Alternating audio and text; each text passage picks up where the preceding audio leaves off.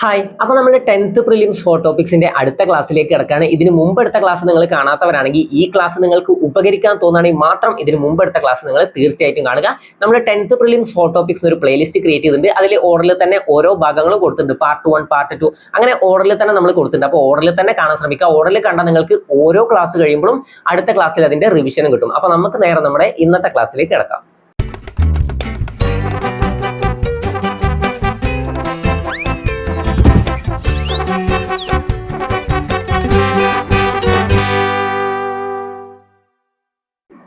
അപ്പൊ ക്ലാസ് തുടങ്ങുന്നതിന് മുമ്പ് നമുക്ക് മുമ്പെടുത്ത ഭാഗങ്ങളൊക്കെ ഒന്ന് റിവൈസ് ചെയ്ത് നോക്കാം. എന്നാണ് വാസ്കോ ഡ ഗാമ കേരളത്തിലെത്തിയത്? വാസ്കോ ഡ ഗാമ ആദ്യമായിട്ട് കേരളത്തിലെത്തിയത് എന്നാന്ന് ചോദിച്ചാൽ 1498 May 20 Vasco da Gama Kozhikode Kappad വന്ന് കപ്പലിറങ്ങിയത്. വാസ്കോ ഡ ഗാമ സഞ്ചരിച്ച കപ്പലിന്റെ പേര് അറിയാലോ, സെന്റ് ഗബ്രിയേൽ അല്ലെങ്കിൽ സാവോ ഗബ്രിയേൽ എന്നാണ് വാസ്കോ ഡ ഗാമ സഞ്ചരിച്ച കപ്പലിന്റെ പേര്. ഇനി വാസ്കോ ഡ ഗാമയെ പിന്തുണച്ച മറ്റ് രണ്ട് കപ്പലുകൾ ഏതൊക്കെയെന്ന് ചോദിച്ചാൽ സെന്റ് റാഫേൽ ദി ബെറിയോ എന്നീ കപ്പലുകളാണ് വാസ്കോ ഡ ഗാമയെ പിന്തുണച്ച മറ്റ് രണ്ട് കപ്പലുകൾ. എവിടെ നിന്നാണ് വാസ്കോ ഡ ഗാമ യാത്ര തിരിച്ചത്? ലിസ്ബണിൽ നിന്നും 1497. ഇനി വാസ്കോ ഡ ഗാമ യാത്ര തിരിച്ച വർഷം ചോദിച്ചാൽ നമുക്ക് അറിയാലോ, 1497 ലിസ്ബണിൽ നിന്നും വാസ്കോ ഡ ഗാമ യാത്ര തിരിച്ചത്. വാസ്കോ ഡ ഗാമക്കൊപ്പം കേരളത്തിലെത്തിയ പോർച്ചുഗീസ് നാവികൻ ആരാന്ന് ചോദിച്ചാൽ അത് അൽവാരോ വെൻഹോ ആണ്. നമ്മൾ പഠിച്ചതാണ് അല്ലേ, അൽവാരോ വെൻഹോ ആണ് വാസ്കോ ഡ ഗാമക്കൊപ്പം കേരളത്തിലെത്തിയ പോർച്ചുഗീസ് നാവികൻ. ഇനി വാസ്കോ ഡ ഗാമയുടെ ആഗമനത്തെ ഏഷ്യ ചരിത്രത്തിലെ വാസ്കോ ഡ ഗാമ യുഗത്തിന്റെ തുടക്കം എന്ന് വിശേഷിപ്പിച്ചത് ആരാണ്? ഏഷ്യ ചരിത്രത്തിലെ വാസ്കോ ഡ ഗാമ യുഗത്തിന്റെ തുടക്കം എന്ന് വിശേഷിപ്പിച്ചത് സർദാർ KM പണിക്കരാണ്. ആരാണ്? സർദാർ KM പണിക്കരാണ്. ഇനി ഇന്ത്യൻ മഹാസമുദ്രത്തിലെ സേനാപതി എന്ന് വാസ്കോ ഡ ഗാമയെ വിശേഷിപ്പിച്ചത് ആരാന്ന് ചോദിച്ചാൽ അതാരാണ്? അത് മാനുവൽ രാജാവാണ്. മാനുവൽ രാജാവാണ്. എത്ര തവണ വാസ്കോ ഡ ഗാമ കേരളത്തിലെത്തി? 1498, 1502, 1524 എന്നിങ്ങനെ 3 തവണയാണ് വാസ്കോ ഡ ഗാമ കേരളത്തിലെത്തിയത്. എപ്പോഴൊക്കെയാണ്? 1498. അതെന്നാണ് ആദ്യമായിട്ട് കേരളത്തിലെത്തിയത് എപ്പോഴാന്ന് ചോദിച്ചാൽ 1498 മെയ് 20. രണ്ടാമത് 1502, പിന്നെ എത്തിയത് എപ്പോഴാണ്? 1524. 1524 ഡിസംബർ 24 വാസ്കോ ഡ ഗാമ അന്തരിച്ചത്. നമ്മൾ പഠിച്ചല്ലേ, 1524 ഡിസംബർ 24 വാസ്കോ ഡ ഗാമ അന്തരിച്ചു. പിന്നെ നമ്മൾ സങ്കര ഇനങ്ങൾ പഠിച്ചതല്ലേ, ഏതാണ്? പച്ചമുളകിന്റെ സങ്കര ഇനങ്ങൾ ഏതൊക്കെയാണ്? ഉജ്ജ്വല, ജ്വാലിക, പിന്നെ ഏതാണ്? അനുഗ്രഹ. ഓക്കെ, നമ്മൾ എങ്ങനെ പഠിച്ചു? മുളക് അടിച്ചാൽ നമുക്ക് ഉജ്ജ്വലം അല്ലേ, ഉജ്ജ്വലം. അങ്ങനെ ആലോചിച്ചാൽ നമുക്ക് ഉജ്ജ്വലം കിട്ടും, പിന്നെ ജ്വാലികയും കിട്ടും. പിന്നെ എന്താണ്? മുളക് അടിച്ചു കഴിഞ്ഞാൽ നമ്മൾ എന്തെങ്കിലും പഞ്ചസാര അല്ലേ അല്ലെങ്കിൽ ഐസും കട്ട എന്തെങ്കിലും എടുത്ത് വായിലിട്ട് കഴിഞ്ഞാൽ നമുക്ക് എന്ത് തോന്നും? അനുഗ്രഹം അല്ലേ. അപ്പൊ അങ്ങനെ ആലോചിച്ചാൽ ഉജ്ജ്വല, ജ്വാലിക, അനുഗ്രഹ. പയറിന്റെ നമ്മൾ പഠിച്ചതല്ലേ, ലോല, മാലിക, ഭാഗ്യലക്ഷ്മി, ജ്യോതിക. ഇത് ഇതിന്റെയാണ്? പയറിന്റെ ആണ് അല്ലേ, ലോല, മാലിക, ഭാഗ്യലക്ഷ്മി, ജ്യോതിക. പിന്നെ നമ്മൾ ഇതിന്റെ പഠിച്ചു, നെല്ലിന്റെ സങ്കര ഇനങ്ങൾ പഠിച്ചില്ലേ? നെല്ലിന്റെ ഏതൊക്കെയാണ്? പവിത്ര, ഹ്രസ്വ, അന്നപൂർണ, സുവർണ. ഇതൊക്കെ ഏതിന്റെയാണ്? ഇതൊക്കെ നെല്ലിന്റെ സങ്കര ഇനങ്ങളാണ്. ഓക്കെ, നെല്ലിന്റെ സങ്കര ഇനങ്ങൾ ഏതൊക്കെയാണ്? പവിത്ര, ഹ്രസ്വ, അന്നപൂർണ, സുവർണ. ഓക്കെ, സുവർണ നമ്മൾ പഠിക്കണം കേട്ടോ. പവിത്ര, ഹ്രസ്വ, അന്നപൂർണ, സുവർണ. അപ്പൊ എല്ലാം ഓർമ്മ നിൽക്കുന്നുണ്ടല്ലോ. പിന്നെ നമ്മൾ എന്തൊക്കെ പഠിച്ചു? നമ്മൾ അതിർത്തി രേഖകൾ പഠിച്ചു അല്ലെ? ഇന്ത്യ പാകിസ്ഥാൻ അതിർത്തി രേഖ റാറ്റ്ക്ലിഫ് രേഖ, ഇന്ത്യ ചൈന മക്മോഹൻ രേഖ അല്ലെ, ഇന്ത്യ ചൈന മക്മോഹൻ രേഖ, ഇന്ത്യ അഫ്ഗാനിസ്ഥാൻ ഡ്യൂറൻഡ് രേഖ, ഇന്ത്യ ബംഗ്ലാദേശ് തീൻ ബേഗ കോറിഡോർ, ഇന്ത്യ മാലദ്വീപ് 8 ഡിഗ്രി ചാനൽ, ഇന്ത്യ ശ്രീലങ്ക ഏതാണ്? ഇന്ത്യ ശ്രീലങ്ക പാക് കടലിടുക്ക് അല്ലെങ്കിൽ ഗൾഫ് ഓഫ് മാന്നാർ. ഇനി ഇന്ത്യയുടെ ഏറ്റവും വലിയ അയൽ രാജ്യം ഏതാന്ന് ചോദിച്ചാൽ നമുക്കറിയാം, അത് ചൈനയാണ്. ഇന്ത്യയുടെ ഏറ്റവും വലിയ അയൽ രാജ്യം. അപ്പൊ രാജ്യത്തിന്റെ വലുപ്പമാണ്. ഇന്ത്യയുടെ ഏറ്റവും വലിയ അയൽ രാജ്യം ഏതാന്ന് ചോദിച്ചാൽ അത് ചൈനയാണ്. ഇനി ഇന്ത്യ ഏറ്റവും കൂടുതൽ അതിർത്തി പങ്കിടുന്നത് ഏത് രാജ്യവുമായിട്ടാണെന്ന് ചോദിച്ചാൽ അത് ബംഗ്ലാദേശാണ്. ഇന്ത്യ ഏറ്റവും കൂടുതൽ അതിർത്തി പങ്കിടുന്നത് ബംഗ്ലാദേശുമാണ്. ഇന്ത്യ ഏറ്റവും കുറവ് അതിർത്തി പങ്കിടുന്നതോ അത് അഫ്ഗാനിസ്ഥാനുമായിട്ടാണ്. ഇന്ത്യ ഏറ്റവും കുറവ് അതിർത്തി പങ്കിടുന്നത് അഫ്ഗാനിസ്ഥാനുമായിട്ടാണ്. ഇനി ഇന്ത്യയുടെ ഏറ്റവും ചെറിയ അയൽ രാജ്യം ഏതാന്ന് ചോദിച്ചാൽ അത് മാലദ്വീപാണ്. അവിടെ കൺഫ്യൂഷൻ വരരുത് കേട്ടോ. എന്താണ് ഇന്ത്യയുടെ ഏറ്റവും വലിയ അയൽ രാജ്യം? അപ്പൊ അതെന്താണ്? രാജ്യത്തിന്റെ വലുപ്പമാണ്. ഏറ്റവും വലിയ അയൽ രാജ്യം ഏതാന്ന് ചോദിച്ചാൽ അത് ചൈന. ഏറ്റവും ചെറിയ അയൽ രാജ്യം ഏതാന്ന് ചോദിച്ചാൽ അത് മാലദ്വീപ്. ഇന്ത്യ ഏറ്റവും കൂടുതൽ അതിർത്തി പങ്കിടുന്നത് ഏത് രാജ്യവുമായിട്ടാണെന്ന് ചോദിച്ചാൽ അത് ബംഗ്ലാദേശ്. ഏറ്റവും കുറവ് അതിർത്തി പങ്കിടുന്നത് ഏത് രാജ്യവുമായിട്ടാണെന്ന് ചോദിച്ചാൽ അത് അഫ്ഗാനിസ്ഥാനാണ്. ഓക്കെ, ഇന്ത്യ ബംഗ്ലാദേശ് അതിർത്തി രേഖ, തീൻ ബേഗ കോറിഡോർ. പിന്നെ നമ്മൾ എന്ത് പഠിച്ചു? ഹരിത വിപ്ലവം പഠിച്ചു അല്ലെ? ആരാണ് ഹരിത വിപ്ലവത്തിന്റെ പിതാവ്? ഹരിത വിപ്ലവത്തിന്റെ പിതാവ് ആര് എന്ന് ചോദിച്ചാൽ അത് നോർമൻ ബോർലോഗ് ആണ്. ഹരിത വിപ്ലവത്തിന്റെ പിതാവ് ആരാണ്? നോർമൻ ബോർലോഗ് ആണ്. ഹരിത വിപ്ലവം എന്ന പദം ആദ്യമായിട്ട് ഉപയോഗിച്ചത് ആരാണ്? അത് വില്യം ഗൗഡ് ആണ്. ആരാണ്? വില്യം ഗൗഡ് ആണ് ഹരിത വിപ്ലവം എന്ന പദം ആദ്യമായി ഉപയോഗിച്ചത്. ഇന്ത്യൻ ഹരിത വിപ്ലവത്തിന്റെ പിതാവ് ആരാ? ഇന്ത്യൻ ഹരിത വിപ്ലവത്തിന്റെ പിതാവ് ആരാന്ന് ചോദിച്ചാൽ അത് MS സ്വാമിനാഥനാണ്. ഇന്ത്യൻ ഹരിത വിപ്ലവത്തിന്റെ പിതാവ് MS സ്വാമിനാഥൻ. ഇന്ത്യൻ ഹരിത വിപ്ലവത്തിന്റെ പിതാവ് MS സ്വാമിനാഥൻ. ഇനി ഇന്ത്യൻ ഹരിത വിപ്ലവ നായകൻ എന്നറിയപ്പെടുന്ന ആരാണ്? അത് MP സിംഗ് ആണ്. ഇന്ത്യൻ ഹരിത വിപ്ലവ നായകൻ എന്നറിയപ്പെടുന്നത് MP സിംഗ് ആണ്. പിന്നെ നമ്മൾ ചന്ദ്രയാൻ പഠിച്ചു. ചന്ദ്രയാൻ 3 വിക്ഷേപണ സമയത്തെ ISRO ചെയർമാൻ ആരാന്ന് ചോദിച്ചാൽ അത് S സോമനാഥ് ആണ്. S സോമനാഥ്. ചന്ദ്രയാൻ 3യുടെ പ്രൊജക്ട് ഡയറക്ടർ ആരാന്ന് ചോദിച്ചാൽ ആരാണ്? ഡയറക്ടർ അല്ലേ? അപ്പോൾ ഡയറക്ട് ചെയ്തെടുക്കാൻ ആളൊരു വീരനാണ്. അങ്ങനെ ആലോചിച്ചാൽ നമുക്ക് എന്ത് കിട്ടും? വീരമുത്തുവേൽ എന്ന് കിട്ടും. നമ്മൾ പഠിച്ചതല്ലേ, വീരമുത്തുവേലാണ് ചന്ദ്രയാൻ 3യുടെ പ്രൊജക്ട് ഡയറക്ടർ. പിന്നെ LVM3 M4 ആണ് വാഹനം. LVM3 M4 എന്നാണ് വിക്ഷേപിച്ചത്? ജൂലൈ 14 അല്ലേ? 2023 ജൂലൈ 14 ചന്ദ്രയാൻ 3 വിക്ഷേപിച്ചത്. ഓക്കെ. പിന്നെന്താണ്? ചന്ദ്രന്റെ ദക്ഷിണ ധ്രുവത്തിൽ ലാൻഡ് ചെയ്യുന്ന ആദ്യ രാജ്യം ഏതാന്ന് ചോദിച്ചാൽ അതാരാണ്? നമ്മുടെ ഇന്ത്യയാണ് കേട്ടോ. ചന്ദ്രന്റെ ദക്ഷിണ ധ്രുവത്തിൽ ലാൻഡ് ചെയ്യുന്ന ആദ്യ രാജ്യം ഏതാന്ന് ചോദിച്ചാൽ, അത് സോഫ്റ്റ് ലാൻഡിംഗ് നടത്തുന്ന ആദ്യ രാജ്യം ഏതാന്ന് ചോദിച്ചാൽ അത് ഇന്ത്യയാണ്. ഇനി ചന്ദ്രനിൽ സോഫ്റ്റ് ലാൻഡിംഗ് നടത്തുന്ന 4ാമത്തെ രാജ്യം, ഓക്കെ, ചന്ദ്രനിൽ സോഫ്റ്റ് ലാൻഡിംഗ് നടത്തുന്ന 4ാമത്തെ രാജ്യം ഏതാന്ന് ചോദിച്ചാൽ അതും ഇന്ത്യയാണ്. ഓക്കെ, അപ്പൊ അവിടെ കിട്ടുന്നുണ്ടല്ലോ. പിന്നെ നമ്മൾ എന്ത് പഠിച്ചു? 1857 വിപ്ലവം പഠിച്ചു അല്ലെ? 1857 വിപ്ലവം എന്തൊക്കെ പേരിലാണ് അറിയപ്പെടുന്നത്? ഒന്നാം സ്വാതന്ത്ര്യ സമരം, ശിപ്പായി ലഹള, ചപ്പാത്തി വിപ്ലവം എന്നിങ്ങനെയൊക്കെ അറിയപ്പെടുന്നത് 1857 വിപ്ലവമാണ്. എന്തൊക്കെയാണ്? ഒന്നാം സ്വാതന്ത്ര്യ സമരം, ശിപ്പായി ലഹള, ചപ്പാത്തി വിപ്ലവം എന്നിങ്ങനെ അറിയപ്പെടുന്ന ഏതാന്ന് ചോദിച്ചാൽ അത് ഒന്നാം സ്വാതന്ത്ര്യ സമരമാണ്, അല്ലെങ്കിൽ 1857 വിപ്ലവമാണ്. 1857 വിപ്ലവത്തെ ഒന്നാം സ്വാതന്ത്ര്യ സമരം എന്ന് വിശേഷിപ്പിച്ചത് ആരാണ്? അത് VD സവർക്കർ ആണ്. ആരാണ്? VD സവർക്കർ ആണ് ഒന്നാം സ്വാതന്ത്ര്യ സമരം എന്ന് വിശേഷിപ്പിച്ചത്. ഇനി ചപ്പാത്തിയും ചുവന്ന താമരയും അതെന്താണ്? അത് രഹസ്യമുദ്രയാണ് അല്ലെ?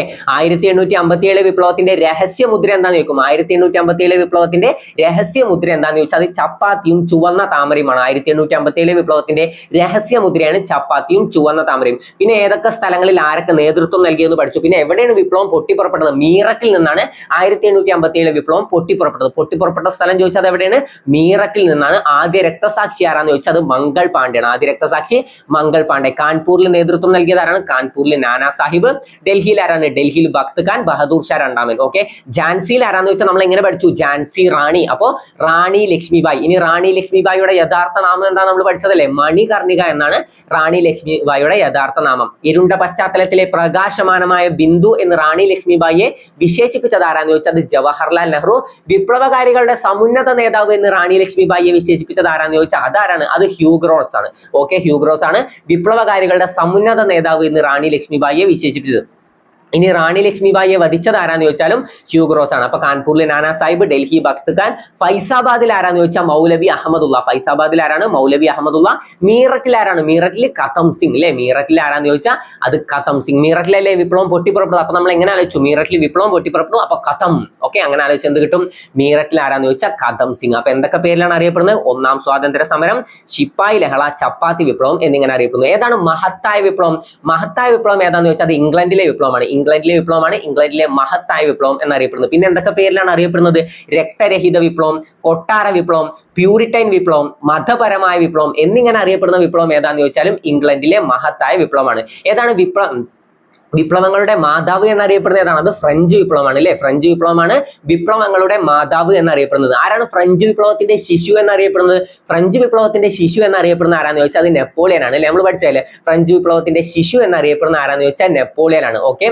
നിങ്ങൾ എനിക്ക് രക്തം തരൂ, ഞാൻ നിങ്ങൾക്ക് സ്വാതന്ത്ര്യം തരാം എന്ന് പറഞ്ഞത് ആരാന്ന് ചോദിച്ചാൽ സുഭാഷ് ചന്ദ്രബോസ് ആണ്. നിങ്ങൾ എനിക്ക് നല്ല അമ്മമാരെ തരൂ, ഞാൻ നിങ്ങൾക്ക് നല്ല രാഷ്ട്രം തരാമെന്ന് പറഞ്ഞത് ആരാണ്? അത് നെപ്പോളിയൻ ആണ്. എന്താണ് പറഞ്ഞത്? നിങ്ങൾ എനിക്ക് നല്ല അമ്മമാരെ തരൂ, ഞാൻ നിങ്ങൾക്ക് നല്ല രാഷ്ട്രം തരാന്ന് പറഞ്ഞത് ആരാന്ന് ചോദിച്ചാൽ അത് നെപ്പോളിയൻ ആണ്. നെപ്പോളിയൻ പരാജയപ്പെട്ട യുദ്ധം 1815 വാട്ടർലൂ യുദ്ധം. ആരാണ് നെപ്പോളിയനെ പരാജയപ്പെടുത്തിയത്? ആർത്തർ വെല്ലസ്ലി ആണ് അല്ലെ? ആർത്തർ വെല്ലസ്ലിയാണ് നെപ്പോളിയനെ പരാജയപ്പെടുത്തിയത്. 1815 വാട്ടർലൂ യുദ്ധത്തിലാണ് നെപ്പോളിയൻ പരാജയപ്പെട്ടത്. 1815 വാട്ടർലൂ യുദ്ധം ആരാണ് പരാജയപ്പെടുത്തിയെന്ന് ചോദിച്ചാൽ ആരാണ്? Arthur Wellesley. അദ്ദേഹം എന്താണ് അറിയപ്പെടുന്നത്? ഡ്യൂക്ക് ഓഫ് വെല്ലിംഗ്ടൺ എന്നറിയപ്പെടുന്ന ആരാന്ന് ചോദിച്ചാൽ ആർത്തർ വെല്ലസ്ലി ആണ്. എന്താണ് അറിയപ്പെടുന്നത്? ഡ്യൂക്ക് ഓഫ് വെല്ലിംഗ്ടൺ എന്നറിയപ്പെടുന്ന ആരാന്ന് ചോദിച്ചാൽ ആർത്തർ വെല്ലസ്ലി ആണ്. രണ്ടാം പഴശ്ശി കലാപ സമയത്തെ ബ്രിട്ടീഷ് പട്ടാള സൈന്യാധിപൻ ആരാന്ന് ചോദിച്ചാലും ആർത്തർ വെല്ലസ്ലി ആണ്. രണ്ടാം പഴശ്ശി കലാപ സമയത്തെ ബ്രിട്ടീഷ് പട്ടാള സൈന്യാധിപൻ ആരാന്ന് ചോദിച്ചാൽ ആർത്തർ വെല്ലസ്ലി ആണ്. പിന്നെ അവിടുന്ന് ചോദ്യം വരും, രണ്ടാം പഴശ്ശി കലാപ സമയത്തെ തലശ്ശേരി സബ് കളക്ടർ ആരാന്ന് ചോദിച്ചാൽ അത് TH ബാബർ ആണ്. TH ബാബർ. നമ്മൾ പഴശ്ശി കലാപങ്ങളൊക്കെ പഠിക്കുമ്പോൾ നേരെ പഠിക്കുക. TH ബാബർ. അത് നമുക്ക് എങ്ങനെ ആലോചിക്കാം? തലശ്ശേരി സബ് കളക്ടർ അല്ല, അപ്പൊ തലശ്ശേരി, തലയിൽ മുടിയുണ്ട്, മുടി വെട്ടാൻ ആര് വേണം? ബാർബർ വേണം. അങ്ങനെ ആലോചിച്ചാൽ TH Babar. Thalassery sub collector ആരാന്ന് ചോദിച്ചാൽ TH ബാബർ ആണ്. ഓക്കെ. അപ്പൊ ഫ്രഞ്ച് വിപ്ലവത്തിന്റെ ശിശു എന്നറിയപ്പെടുന്ന ആരാന്ന് ചോദിച്ചാൽ നെപ്പോളിയൻ. നെപ്പോളിയന്റെ വാക്കുകൾ പഠിക്കണം. നിങ്ങൾ എനിക്ക് നല്ല അമ്മമാരെ തരൂ, ഞാൻ നിങ്ങൾക്ക് നല്ല രാഷ്ട്രം തരാന്ന് പറഞ്ഞത് ആരാന്ന് ചോദിച്ചാൽ അത് നെപ്പോളിയൻ ആണ്. നിങ്ങൾ എനിക്ക് രക്തം തരൂ, ഞാൻ നിങ്ങൾക്ക് സ്വാതന്ത്ര്യം തരാന്ന് പറഞ്ഞത് സുഭാഷ് ചന്ദ്രബോസ് ആണ്. അപ്പൊ എല്ലാം റിപ്പീറ്റ് ചെയ്ത് കിട്ടുന്നുണ്ടല്ലോ, ഏതെങ്കിലും ഭാഗം നിങ്ങൾക്ക് കിട്ടുന്നില്ല തോന്നുകയാണെങ്കിൽ നല്ല രീതിയിൽ തന്നെ ഒന്നും കൂടി റിവൈസ് ചെയ്ത് നോക്കാം. നമുക്ക് നേരെ ഇന്നത്തെ ക്ലാസ്സിലേക്ക് കിടക്കാം. ആദ്യം ജ്ഞാനപീഠം നോക്കാം. ജ്ഞാനപീഠം നേടിയ മലയാളികൾ നമ്മൾ എന്തായാലും അറിഞ്ഞിരിക്കണം. നമ്മൾ ഈ ക്ലാസ് കഴിയുമ്പോൾ എന്തായാലും അത് പെർഫെക്റ്റ് ആക്കും. ജ്ഞാനപീഠം നേടിയ മലയാളികൾ. എപ്പോഴാണ് ജ്ഞാനപീഠം കൊടുത്തു തുടങ്ങിയതെന്ന് അറിയോ? 1965 ജ്ഞാനപീഠ പുരസ്കാരം കൊടുത്തു തുടങ്ങിയത്. എപ്പോഴാണ്? 1965 ജ്ഞാനപീഠം കൊടുത്തു തുടങ്ങിയത്. ആദ്യം ലഭിച്ചത് ഒരു മലയാളിക്കാണ്. ആരാണ്? ജി ശങ്കരക്കുറുപ്പിനാണ് ആദ്യമായിട്ട് ലഭിച്ചത്. ജി ശങ്കരക്കുറുപ്പിനാണ് ആദ്യമായിട്ട് ലഭിച്ചത്. ഓക്കെ, ജി ശങ്കരക്കുറുപ്പിന് എപ്പോഴാണ് അപ്പൊ ലഭിച്ചത്? ആദ്യം കൊടുത്തു തുടങ്ങിയത് എപ്പോഴാണ് നമ്മൾ പഠിച്ചു? 1965. അപ്പൊ 1965 ആദ്യമായിട്ട് ലഭിച്ചത് ആർക്കാന്ന് ചോദിച്ചാൽ ജി ശങ്കരക്കുറുപ്പ് ഓടക്കുഴൽ എന്ന കൃതിക്കാണ് ലഭിച്ചത്. ഇനി ജ്ഞാനപീഠ പുരസ്കാരത്തിന്റെ സമ്മാന തുക എത്രയെന്ന് അറിയോ? അത് 11 ലക്ഷം രൂപയാണ്. ജ്ഞാനപീഠ പുരസ്കാരത്തിന്റെ സമ്മാന തുക 11 ലക്ഷം രൂപയാണ്. എത്രയാണ്? 11 ലക്ഷം രൂപയാണ് ജ്ഞാനപീഠ പുരസ്കാരത്തിന്റെ സമ്മാന തുക. അപ്പൊ ജ്ഞാനപീഠം കൊടുത്തു തുടങ്ങിയ വർഷം 1965 ആദ്യം ലഭിച്ചത് ആർക്ക് എന്ന് ചോദിച്ചാലും ആദ്യം ലഭിച്ച മലയാളി ആരെന്ന് ചോദിച്ചാലും ആരാണ്? ജി ശങ്കരക്കുറുപ്പാണ്. ഓടക്കുഴൽ എന്ന കൃതിക്കാണ് ലഭിച്ചത്. പിന്നെ അവിടുന്ന് ചോദ്യം വരൂലേ, ആദ്യം ലഭിച്ച വനിത ആരാപ്പോ? ആദ്യം ലഭിച്ച വനിത, ജ്ഞാനപീഠം ആദ്യം ലഭിച്ച മലയാളി വനിത അല്ല കേട്ടോ, വനിത ആരാന്നാണ് ചോദിക്കുക. ആദ്യം ലഭിച്ച വനിത ആരാന്ന് ചോദിച്ചാൽ ആരാണ്? ആശാപൂർണാദേവി. ആരാണ്? ആശാപൂർണാദേവി. ആരാണ്? ആശാപൂർണാദേവി. അത് നമുക്ക് എങ്ങനെ ആലോചിക്കാം? ജ്ഞാനപീഠ പുരസ്കാരം അത്രയും വലിയൊരു പുരസ്കാരമാണ്. അപ്പൊ ഈ സ്ത്രീക്ക് എന്താണ് ഉള്ളിലൊരു ആശ, എനിക്കും ഇത് ലഭിക്കണം എന്നൊരു ആശ. ഈ ആശ വെച്ചാലിച്ച് നമുക്ക് കിട്ടൂലേ? ആശാപൂർണാദേവിക്കാണ് ജ്ഞാനപീഠം ആദ്യമായിട്ട് ലഭിച്ച വനിത. ആദ്യമായിട്ട് ലഭിച്ച വനിത ആരാന്ന് ചോദിച്ചാൽ ആശാപൂർണാദേവി. കൃതി ഏതാന്ന് ചോദിച്ചാൽ പ്രഥം പ്രദശ്രുതി. ഏതാണ്? പ്രഥം പ്രദശ്രുതി. അപ്പൊ ആദ്യം ലഭിച്ചത് ആർക്കാണ് നമ്മൾ പഠിച്ചല്ലോ? 1965. പേടിക്കണ്ട കേട്ടോ, വർഷമൊന്നും കേട്ട് പേടിക്കണം. നമ്മൾ എന്തായാലും റിപ്പീറ്റ് ചെയ്ത് വരുമ്പോൾ വർഷങ്ങളൊക്കെ നിങ്ങൾക്ക് പെർഫെക്റ്റ് ആയിട്ട് തന്നെ ക്ലിയർ ആവും. ഓക്കെ, അപ്പൊ 1965 ആർക്കാണ് ലഭിച്ചത്? ജി ശങ്കരക്കുറുപ്പ് ഓടക്കുഴൽ എന്ന കൃതിക്കാണ് ലഭിച്ചത്. അദ്ദേഹത്തിന്റെ വരികൾ അറിയോ? വാ കുരുവി വരു കുരുവി വാഴക്കൈമേൽ ഇരിക്കുരുവി. ആരുടെ വരികളാണെന്ന് ചോദിച്ചാൽ ജി ശങ്കരക്കുറുപ്പിന്റെ വരികളാണ്. ഓക്കെ, അപ്പൊ ആദ്യം ലഭിച്ചത് ആർക്കാണ്? ജി ശങ്കരക്കുറുപ്പ്. കൃതി ഏതാന്ന് വെച്ചാൽ ജസ്റ്റ് ഒന്ന് അറിഞ്ഞു വെച്ചോ, ഓടക്കുഴൽ എന്ന കൃതിക്കാണ് ലഭിച്ചത് 1965. ഇനി രണ്ടാമത് ആർക്കാണ്? 1980 ജ്ഞാനപീഠം ലഭിച്ചത് ആർക്കാന്ന് ചോദിച്ചാൽ എസ് കെ പൊറ്റക്കാടിനാണ്. ആർക്കാണ്? S K Pottekkatt. അദ്ദേഹം എന്താണ് അറിയപ്പെടുന്നത്? കോഴിക്കോടിന്റെ കഥാകാരൻ എന്നറിയപ്പെടുന്ന ആരാന്ന് ചോദിച്ചാൽ എസ് കെ പൊറ്റക്കാടാണ്. എസ് കെ പൊറ്റക്കാടാണ് കോഴിക്കോടിന്റെ കഥാകാരൻ എന്നറിയപ്പെടുന്നത്. 1980 ആർക്കാണ് ലഭിച്ചത്? S K Pottekkatt. 1980 S K Pottekkatt. 1965 നമ്മൾ പഠിച്ചു G Sankara Kurup. 1980 S K Pottekkatt. ഇനി നോവലിന് ആദ്യമായിട്ട് ലഭിച്ചത് ആർക്കാന്ന് ചോദിച്ചാലും ആർക്കാണ്? അത് എസ് കെ പൊറ്റക്കാടിനാണ്. നോവലിന് ആദ്യമായിട്ട് ലഭിച്ചത് ആർക്കാന്ന് ചോദിച്ചാൽ എസ് കെ പൊറ്റക്കാടിനാണ്. ജ്ഞാനപീഠം ആദ്യമായിട്ട് ലഭിച്ചത് ആർക്കാന്ന് ചോദിച്ചാൽ ആർക്കാണ്? ജി ശങ്കരക്കുറുപ്പിനാണ്. നോവലിന് ആദ്യമായിട്ട് ലഭിച്ചത് ആർക്കാന്ന് ചോദിച്ചാൽ എസ് കെ പൊറ്റക്കാട്. കോഴിക്കോടിന്റെ കഥാകാരൻ എന്നറിയപ്പെടുന്നു. ഏത് കൃതിക്കാണ് ലഭിച്ചതെന്ന് ചോദിച്ചാൽ ഒരു ദേശത്തിന്റെ കഥ. ഏതാണ്? ഒരു ദേശത്തിന്റെ കഥ എന്ന കൃതിക്കാണ് എസ് കെ പൊറ്റക്കാടിന് ജ്ഞാനപീഠം ലഭിച്ചത്.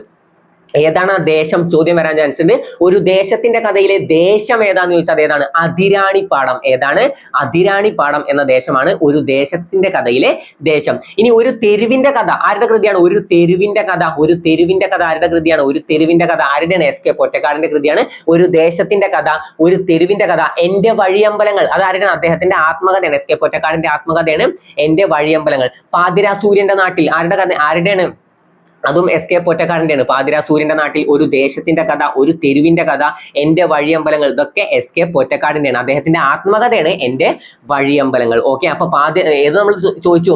ഒരു ദേശത്തിന്റെ കഥയിലെ ദേശം ഏതാന്ന് ചോദിച്ചാൽ നമുക്കറിയാം അതിരാണിപ്പാടം. അറിയാലോ, അതിരാണിപ്പാടമാണ് ഒരു ദേശത്തിന്റെ കഥയിലെ ദേശം. ഇനി അറിയില്ലെങ്കിൽ കൂടി അത് പഠിച്ചു വെച്ചോ. ഒരു ദേശത്തിന്റെ കഥയിലെ ദേശം ഏതാണ്? അതിരാണിപ്പാടം. ഇനി ഒരു തെരുവിന്റെ കഥയിലെ തെരുവ് ഏതാന്ന് ചോദിച്ചാൽ ഇദ്ദേഹം എന്താണ് അറിയപ്പെടുന്നത്? എന്താണ്? കോഴിക്കോടിന്റെ കഥാകാരൻ എന്നറിയപ്പെടുന്നു. അപ്പൊ ആ തെരുവ് ഏതാവും? മിഠായി തെരുവാണ് അല്ലെ? തെരുവിന്റെ കഥ. ഒരു തെരുവിന്റെ കഥയിലെ തെരുവ് ഏതാന്ന് ചോദിച്ചാൽ ഏതാണ്? മിഠായി തെരുവാണ്. ഏതാണ്? മിഠായി തെരുവാണ് കേട്ടോ. അപ്പൊ കോഴിക്കോടിന്റെ കഥാകാരൻ എന്നറിയപ്പെടുന്ന ആരാന്ന് ചോദിച്ചാൽ എസ് കെ പൊറ്റക്കാട്. 1965 ജ്ഞാനപീഠം ലഭിച്ചത് ആർക്കാണ്? ആർക്കാണ്? ജി ശങ്കരക്കുറുപ്പിനാണ്. 1980 ലഭിച്ചത് ആർക്കാന്ന് ചോദിച്ചാൽ എസ് കെ പൊറ്റക്കാട്. അടുത്തത് 1984 തകഴിക്കാണ് ലഭിച്ചത്. 1984 ആർക്കാണ് ലഭിച്ചത്? തകഴി. ഓക്കെ, 1984 തകഴിക്ക് ലഭിച്ചത്. അപ്പൊ 1965 G Sankara Kurup, 1980 S K Pottekkatt, 1984 Thakazhi. Okay, 1984 തകഴിക്ക് ലഭിച്ചത്. എന്താണ് അറിയപ്പെടുന്നത്? കുട്ടനാടിന്റെ കഥാകാരൻ എന്നറിയപ്പെടുന്ന ആരാന്ന് ചോദിച്ചാൽ തകഴിയാണ്. കുട്ടനാടിന്റെ കഥാകാരൻ എന്നറിയപ്പെടുന്ന ആരാണ്? തകഴിയാണ്. പമ്പയുടെ ദാനം എന്നറിയപ്പെടുന്ന സ്ഥലം ഏതാന്ന് ചോദിച്ചാൽ അത് കുട്ടനാടാണ് കേട്ടോ.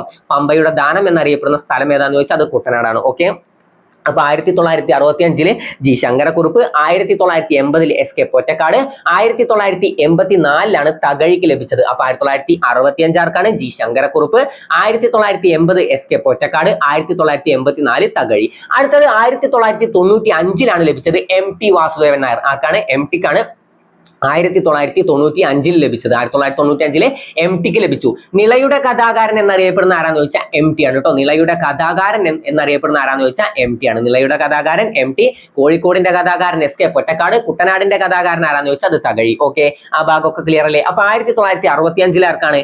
ജി ശങ്കരക്കുറുപ്പിനാണ്. 1980 ആർക്കാണ്? S K പൊറ്റക്കാടിനാണ്. 1984 ആർക്കാന്ന് ചോദിച്ചാൽ തകഴിക്കാണ്. 1995 എം ടിക്ക് ലഭിച്ചത്. ഓക്കെ, 1995 എം ടിക്ക് ലഭിച്ചത്. ഇനി അടുത്തത് ലഭിച്ചത് 2007 2007 ആർക്കാണ് ലഭിച്ചത്? ഒ എൻ വിക്കാണ് 2007 ലഭിച്ചത്. 2007 ആർക്കാണ്? ഒ എൻ വിക്കാണ് ലഭിച്ചത്. 2007 ഒ എൻ വി. 1995 ആർക്കാന്ന് ചോദിച്ചാൽ എം ടി. 1984 ആർക്കാന്ന് ചോദിച്ചാൽ തകഴി. 1980 ആർക്കാന്ന് ചോദിച്ചാൽ എസ് കെ പൊറ്റക്കാട്. 1965 ആർക്കാന്ന് ചോദിച്ചാൽ ആർക്കാണ്? ജി ശങ്കരക്കുറുപ്പ്. അപ്പൊ ഇതുവരെ ക്ലിയർ ആയല്ലോ. 1965 ആർക്കാണ്? ജി ശങ്കരക്കുറുപ്പ്. എന്റെ റിപ്പീറ്റ് ചെയ്ത് വരണേ. 1965 ആർക്കാണ്? ജി ശങ്കരക്കുറുപ്പ്. 1980 ആർക്കാണ്? 80 ആർക്കാ പറയും? എസ് കെ പൊറ്റക്കാടിനാണ് അല്ലെ. 1980 എസ് കെ പൊറ്റക്കാട്. 1984 ആർക്കാ ലഭിച്ചത്? അത് തകഴിക്കാണ് അല്ലെ. തകഴിക്കാണ് 1984 ലഭിച്ചത്. അപ്പൊ അടുത്തത് ഏതാ? 1995 ആണ്. 1995 ആർക്കാണ് ലഭിച്ചത്? 1995 എം ടിക്കാണ് ലഭിച്ചത്. 2007 ആർക്കാണ്? ഒ എൻ വിക്കാണ് 2007 ലഭിച്ചത്. അവസാനമായിട്ട് ലഭിച്ച മലയാളി ആരാന്ന് ചോദിച്ചാൽ 2019 അക്കിത്തത്തിനാണ് ലഭിച്ചത്. എപ്പോഴാണ്? 2019 അക്കിത്തത്തിന് ജ്ഞാനപീഠം ലഭിച്ചു. 2019. ഓക്കെ, അക്കിത്തത്തിന്റെ വരികൾ വളരെ ഇമ്പോർട്ടന്റ് ആണ്. വെളിച്ചം ദുഃഖമാണുണ്ണി തമസ്സല്ലോ സുഖപ്രദം. അത് ആരുടെ വരികളാന്ന് ചോദിച്ചാൽ അക്കിത്തത്തിന്റെ വരികളാണ്. വെളിച്ചം ദുഃഖമാണുണ്ണി തമസ്സല്ലോ സുഖപ്രദം. അപ്പൊ ഇനി വർഷങ്ങളൊന്നും കൂടി നോക്കാം. 1965 എപ്പോഴാണ് കൊടുത്തു തുടങ്ങിയത്? ജ്ഞാനപീഠം കൊടുത്തു തുടങ്ങിയത് എപ്പോഴാന്ന് ചോദിച്ചാൽ 1965. ആദ്യം ലഭിച്ചത് ആർക്കാന്ന് ചോദിച്ചാൽ ജി ശങ്കരക്കുറുപ്പ്. ഓടക്കുഴൽ എന്ന കൃതിക്കാണ് ലഭിച്ചത്. ആദ്യം ലഭിച്ച വനിത ആരാന്ന് ചോദിച്ചാൽ അതാരാണ്? വനിതക്ക് എന്താണ് ലഭിക്കാൻ ഒരു ആശ. അപ്പൊ എന്താണ്? ആശാപൂർണ ദേവി പ്രഥം പ്രദശ്രുതി എന്ന കൃതിക്കാണ് ലഭിച്ചത്. പിന്നെ എന്ത് പഠിച്ചു? പിന്നെ എത്രയാണ് അതിന്റെ സമ്മാനത്തുക? 11 ലക്ഷം രൂപയാണ് ജ്ഞാനപീഠ പുരസ്കാരത്തിന്റെ സമ്മാനത്തുക. അത് നമ്മൾ പഠിച്ചു അല്ലെ. 11 ലക്ഷം രൂപയാണ് സമ്മാനത്തുക. ആദ്യം ലഭിച്ചത് 1965 ജി ശങ്കരക്കുറുപ്പ്. 1980 ആർക്കാണ്? S K Pottekkatt. ഏതിനാണ്? ഒരു ദേശത്തിന്റെ കഥ. 1984 ആർക്കാണ്? തകഴിക്കാണ് ലഭിച്ചത്. 1984 തകഴി. കുട്ടനാടിന്റെ കഥ എന്നറിയപ്പെടുന്ന ആരാന്ന് ചോദിച്ചാൽ തകഴിയാണ്. പിന്നെ 1995 ആർക്കാ ലഭിച്ചെന്ന് ചോദിച്ചാൽ എം ടിക്കാണ്. 2007 ഒ എൻ വി. 2019 അവസാനമായിട്ട് ലഭിച്ചത് അക്കിത്തം. വെളിച്ചം ദുഃഖമാണുണ്ണി തമസ്സല്ലോ സുഖപ്രദം. ഇനി നമുക്ക് ബാക്ക് നിന്ന് ഇങ്ങോട്ട് പോവാം. ബാക്ക് എന്നല്ല, ഫ്രണ്ടിൽ നിന്ന് ബാക്കിലോട്ട് പോവാം. 2019 ആർക്കാണ് ലഭിച്ചത്? അക്കിത്തം. 2007 ആർക്കാണ് ലഭിച്ചത്? O N V. ഇനി 1995 ആർക്കാണ് ലഭിച്ചത്? M T. പിന്നെ ഏതാണ്? 1984 തകഴി. 1980 ആർക്കാന്ന് ചോദിച്ചാൽ അത് എസ് കെ പൊറ്റക്കാട്. പിന്നെ 1965 ആർക്കാന്ന് ചോദിച്ചാൽ ജി ശങ്കരക്കുറുപ്പ്. ഇതുവരെ വർഷങ്ങൾ ക്ലിയർ അല്ലേ? ഒറ്റവട്ടം കൂടി നമുക്ക് വർഷം ഒന്ന് റിപ്പീറ്റ് ചെയ്തു, പിന്നെ വർഷം പെർഫെക്റ്റ് ആവും. 2019 ഇടയെന്ന് ചോദിക്കാം. 2019 ആർക്കാണ് ലഭിച്ചത്? ജ്ഞാനപീഠം. ആർക്കാണ്? അക്കിത്തത്തിനാണ് അല്ലെ. അവസാനമായിട്ട് ലഭിച്ചത് ആർക്കാന്ന് ചോദിച്ചാൽ അക്കിത്തത്തിനാണ്. 2007 ആർക്കാണ് ലഭിച്ചത്? 2007 ഒ എൻ വിക്കാണ് അല്ലെ. 2007 ജ്ഞാനപീഠം ലഭിച്ചത് ആർക്കാന്ന് ചോദിച്ചാൽ ഒ എൻ വി. 1965 ആർക്കാണ് ലഭിച്ചത്? 1965 കൊടുത്തു തുടങ്ങിയ വർഷമാണ്. അപ്പൊ ആദ്യം ലഭിച്ചത് ആർക്കാണ്?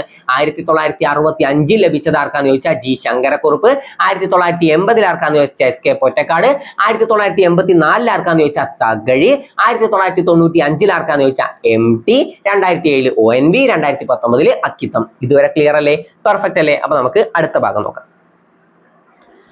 അടുത്തത് ആണവ നിലയങ്ങൾ നോക്കാം. എപ്പോഴും റിപ്പീറ്റ് ചെയ്ത് വരുന്ന ചോദ്യമാണ് ആണവ നിലയങ്ങൾ. കൈഗ ആണവ നിലയം എവിടെയാണ്? കൈഗ കർണാടക. കൈഗ എവിടെയാണ്? ഇത് റിപ്പീറ്റ് ചെയ്ത് പറഞ്ഞാൽ തന്നെ വായിൽ നിൽക്കും. കൈഗ കർണാടക. കൈഗ കർണാടക. കൈഗ എവിടെയാണ്? കർണാടക. നറോറ ഉത്തർപ്രദേശ് ആണ്. നറോറ ഉത്തർ. അപ്പൊ അങ്ങനെ വെച്ചിട്ട് റാ വെച്ച് കണക്ട് ചെയ്താൽ മതി.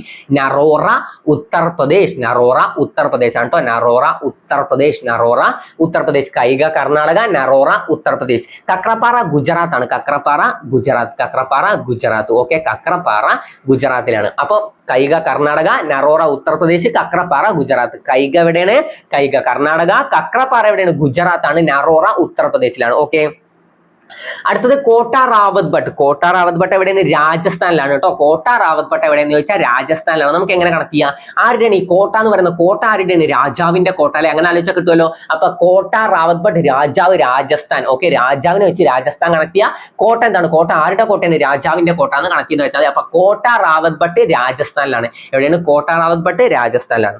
ഇനി കൂടംകുളം, കൽപ്പാക്കം എന്നിവ. കൂടംകുളം, കൽപ്പാക്കം ഒപ്പം പഠിച്ചു. ഈ കൽപ്പാക്കം നമുക്ക് കണക്ട് ചെയ്യാം. എവിടെയാണ്? തമിഴ്നാടാണ്. തമിഴിൽ നമ്മൾ എന്ത് പറയും? ഇങ്ങോട്ട് വന്നുള്ളത് ഇങ്ങോട്ട് വാ, അങ്ങോട്ട് പോകുന്നൊക്കെ നീ ഇന്ത പക്കം വാടാ, നീ അന്ത പക്കം പോടാ. അപ്പൊ ഇന്ത പക്കം, അന്ത പക്കം, അപ്പൊ കൽപ്പാക്കം. അപ്പൊ അങ്ങനെ കണക്ട് ചെയ്താൽ പോരെ? ഇന്ത പക്കം വാടാ, അന്ത പക്കം പോടാ, നീ ഇന്ത പക്കം വാടാ. ഓക്കെ, അപ്പൊ അത് വെച്ച് കണക്ട് ചെയ്യാം. പാണ്ടിപ്പടയിൽ പറയില്ല നീ അന്ത പക്കം പോടാ, അപ്പൊ അത് വെച്ച് കണക്ട് ചെയ്യാട്ടോ. നീ അന്ത പക്കം, ഇന്ത പക്കം എന്നൊക്കെ എന്താണ്? തമിഴിലാണ്. അപ്പൊ എന്താണ്? കൽപ്പാക്കം എവിടെയാണ്? തമിഴ്നാടാണ്. കൽപ്പാക്കം തമിഴ്നാട്.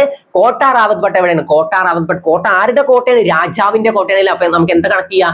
കോട്ട രാജാവ്, അപ്പൊ രാജസ്ഥാൻ. ഓക്കെ, കോട്ട രാജസ്ഥാൻ. താരാപൂർ ജയ്താപൂർ മഹാരാഷ്ട്ര. താരാപൂർ ജയ്താപൂർ മഹാരാഷ്ട്ര. താരാപൂർ ജയ്താപൂർ മഹാരാഷ്ട്ര. ഒന്നുകൂടി നോക്കാം. കൈക എവിടെയാണ്? കൈക കൈക കൈക കൈക കർണാടക. കൈക കർണാടക.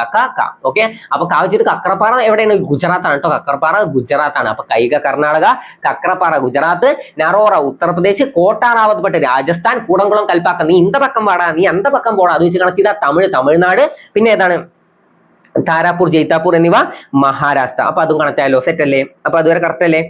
അപ്പൊ നമുക്ക് അടുത്ത നോക്കാം. ഒന്നും കൂടി ഒന്ന് റിപ്പീറ്റ് ചെയ്ത് നോക്കാം അല്ലെ. കൈക എവിടെയാണ്? ഒന്നും കൂടി ഞാൻ ചോദിക്കാം, നിങ്ങൾ പറഞ്ഞാൽ മതി. കൈക എവിടെയാണ്? കൈക കൈക കർണാടക. കൈക കർണാടക. അപ്പൊ കക്രപ്പാറ എവിടെയാണ്? കക്രപ്പാറ ഗുജറാത്ത് ആണ് അല്ലെ. കക്രപ്പാറ ഗുജറാത്ത്. നറോറ ഉത്തർ, അപ്പൊ ഉത്തർപ്രദേശ്. നറോറ ഉത്തർപ്രദേശ്. കോട്ട റാവത്ത് ഭട്ട്. കോട്ട ആരുടെ കോട്ടയാണ്? രാജാവിന്റെ കോട്ട. അപ്പൊ എന്താണ്? കോട്ട റാവത്ത് ഭട്ട് എവിടെയെന്ന് ചോദിച്ചാൽ രാജസ്ഥാൻ. കൂടംകുളം കൽപ്പാക്കം. നീ ഇന്ത പക്കം വാടാ, നീ അന്ത പക്കം പോടാ. അപ്പൊ പക്കം, അപ്പൊ കൽപ്പാക്കം അതാരാണ്? തമിഴ്. കൽപ്പാക്കം. നീ ഇന്ത പക്കം അന്ത പക്കം എന്താണ്? തമിഴാണ്. അപ്പൊ കൽപ്പാക്കം തമിഴ്നാടാണ്. കൽപ്പാക്കം തമിഴ്നാട്. പിന്നെ എന്താണ്? താരാപൂർ ജയ്താപൂർ എന്നിവ മഹാരാഷ്ട്രയിലാണ് കേട്ടോ. അപ്പൊ അതുവരെ ക്ലിയർ അല്ലേ? ഇനി നമുക്ക് ആറ്റം നോക്കാം. ഓക്കെ, ആറ്റം വളരെ ഇമ്പോർട്ടന്റ് ആണ്, അപ്പൊ പഠിക്കണം. ആറ്റം കണ്ടുപിടിച്ചതാരാണ്? ആറ്റം കണ്ടുപിടിച്ചതാരാ? ജോൺ ഡാൾട്ടൺ ആണ് ആറ്റം കണ്ടുപിടിച്ചത്. അപ്പൊ ആറ്റം കണ്ടുപിടിച്ചത് ആരാന്ന് ചോദിച്ചാൽ ജോൺ ഡാൾട്ടൺ. ആരാണ് ആറ്റം കണ്ടുപിടിച്ചത്? ജോൺ ഡാൾട്ടൺ ആണ് ആറ്റം കണ്ടുപിടിച്ചത്. ഓക്കെ, ആറ്റമോസ് എന്ന ഗ്രീക്ക് പദത്തിൽ നിന്നുമാണ് ആറ്റം എന്ന പദം രൂപം കൊണ്ടത്. എന്താണ്? ആറ്റമോസ് എന്ന ഗ്രീക്ക് പദത്തിൽ നിന്നുമാണ് ആറ്റം എന്ന പദം രൂപം കൊണ്ടത്. അപ്പൊ ഏത് പദത്തിൽ നിന്നാണ് ചോദിച്ചാൽ കിട്ടുള്ളൂ? ആറ്റമോസ് എന്ന പദത്തിൽ നിന്നാണ് കേട്ടോ. എന്താണ് അർത്ഥം എന്ന് ചോദിച്ചാൽ വിഭജിക്കാൻ കഴിയാത്തത്. ആറ്റമോസ് എന്നാൽ വിഭജിക്കാൻ കഴിയാത്തത് എന്നാണ് അർത്ഥം. അപ്പൊ ആറ്റം കണ്ടുപിടിച്ചത് ആരാണ്? John Dalton. ആറ്റം കണ്ടുപിടിച്ചത് ആരാന്ന് ചോദിച്ചാൽ ജോൺ ഡാൾട്ടൺ. ആറ്റമോസ് എന്ന ഗ്രീക്ക് പദത്തിൽ നിന്നുമാണ് ആറ്റം എന്ന പദം രൂപം കൊണ്ടത്. ഏത് പദത്തിൽ നിന്നുമാണ്? ആറ്റമോസ് എന്ന ഗ്രീക്ക് പദത്തിൽ നിന്നുമാണ് ആറ്റം എന്ന പദം രൂപം കൊണ്ടത്. ആറ്റമോസ് എന്നാൽ എന്താണ്? വിഭജിക്കാൻ കഴിയാത്തത്. വിഭജിക്കാൻ കഴിയാത്തത് എന്നാണ് ആറ്റമോസ് എന്ന പദത്തിന്റെ അർത്ഥം. അപ്പൊ ആറ്റം കണ്ടുപിടിച്ചത് ആരാണ്? John Dalton. ഏത് പദത്തിൽ നിന്നാണ്? ആറ്റമോസ് എന്ന ഗ്രീക്ക് പദത്തിൽ നിന്നാണ് ആറ്റം എന്ന പദം രൂപം കൊണ്ടത്. ആറ്റമോസ് എന്നാൽ എന്താണ്? വിഭജിക്കാൻ കഴിയാത്തത്. ആറ്റം എന്ന പദം ആദ്യമായി ഉപയോഗിച്ചത് ആരാന്ന് ചോദിച്ചാൽ ഓസ്റ്റ്വാൾട്ട് ആണ്. ആരാണ്? ഓസ്റ്റ്വാൾട്ട്. ആറ്റം എന്ന പദം ആദ്യമായി ഉപയോഗിച്ച വ്യക്തി ആരാന്ന് ചോദിച്ചാലാണ് ഓസ്റ്റ്വാൾട്ട്. ആറ്റം കണ്ടുപിടിച്ചത് ആരാന്ന് ചോദിച്ചാൽ ജോൺ ഡാൾട്ടണും ആറ്റം എന്ന പദം ആദ്യമായിട്ട് ഉപയോഗിച്ചത് ആരാന്ന് ചോദിച്ചാൽ ആരാണ്? ഓസ്റ്റ്വാൾട്ട് ആണ്. ഓക്കെ, ഈ നൈട്രിക് ആസിഡ് നിർമ്മാണം എന്താണ്? ഓസ്റ്റ്വാൾട്ട് പ്രക്രിയ ഉണ്ടോ? ജസ്റ്റ് ഒന്ന് അറിഞ്ഞു വെക്കുക.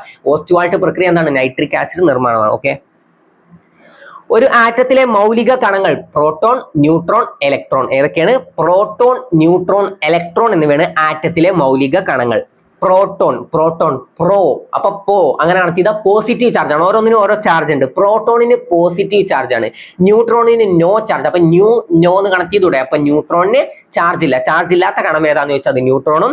ഇലക്ട്രോണിന് നെഗറ്റീവ് ചാർജും. അപ്പൊ പ്രോട്ടോൺ, അപ്പൊ എന്ത്? പ്രോ എന്നുള്ളതിനെ മാറ്റിയിട്ട് പോന്ന് കണക്ട് ചെയ്യുക. അപ്പൊ എന്താണ്? പോസിറ്റീവ് ചാർജ് ആണ്. പ്രോട്ടോൺ പോസിറ്റീവ് ചാർജും, ന്യൂട്രോൺ നോ ചാർജ്. നോ. അപ്പൊ ന്യൂട്രോൺ നോ ചാർജ്. ചാർജ് ഇല്ലാത്ത കണം, ആറ്റത്തിലെ ചാർജ് ഇല്ലാത്ത കണം ഏതാന്ന് ചോദിച്ചാൽ അത് ന്യൂട്രോണും. പിന്നെ ഏതാണ്? നെഗറ്റീവ് ചാർജ് ഉള്ള കണം ഏതാന്ന് ചോദിച്ചാൽ അത് ഇലക്ട്രോണും. അപ്പൊ ആറ്റത്തിലെ മൗലിക കണങ്ങൾ ഏതൊക്കെയാണ്? Proton, neutron, electron. Negative charge electron, charge ഇല്ലാത്ത കണം neutron, positive charge proton. Proton കണ്ടുപിടിച്ചത് ആരാന്ന് ചോദിക്കും. പ്രോട്ടോൺ കണ്ടുപിടിച്ചത് ആരാണ്? പ്രോട്ടോൺ കണ്ടുപിടിച്ചത് ഏണസ്റ്റ് റൂദർഫോർഡ് ആണ്. പ്രോട്ടോൺ കണ്ടുപിടിച്ചത് ആരാന്ന് ചോദിച്ചാൽ ഏണസ്റ്റ് റൂദർഫോർഡ്. ന്യൂട്രോൺ കണ്ടുപിടിച്ചത് ആരാന്ന് ചോദിച്ചാൽ അതാണ് ജെയിംസ് ചാഡ്വിക് ആണ് ന്യൂട്രോൺ കണ്ടുപിടിച്ചത്. ഇലക്ട്രോൺ കണ്ടുപിടിച്ചത് ആരാന്ന് ചോദിച്ചാൽ ജെ തോംസൺ. ആരാണ്? J Thomson. അത് നമുക്ക് പഠിക്കാട്ടോ. ഓക്കെ, അപ്പൊ ആറ്റത്തിലെ മൗലിക കണങ്ങൾ ഏതൊക്കെയാണ്? Proton, neutron, electron. പ്രോട്ടോൺ എന്താണ്? പോ, അപ്പൊ പോസിറ്റീവ് ചാർജ് ആണ് പ്രോട്ടോൺ. ഇലക്ട്രോണ് നെഗറ്റീവ് ചാർജും, ന്യൂട്രോണ് നോ ചാർജ്. നോ, അപ്പൊ നോ ചാർജ് ആണ്. ന്യൂട്രോണ് നോ ചാർജ് ആണ്.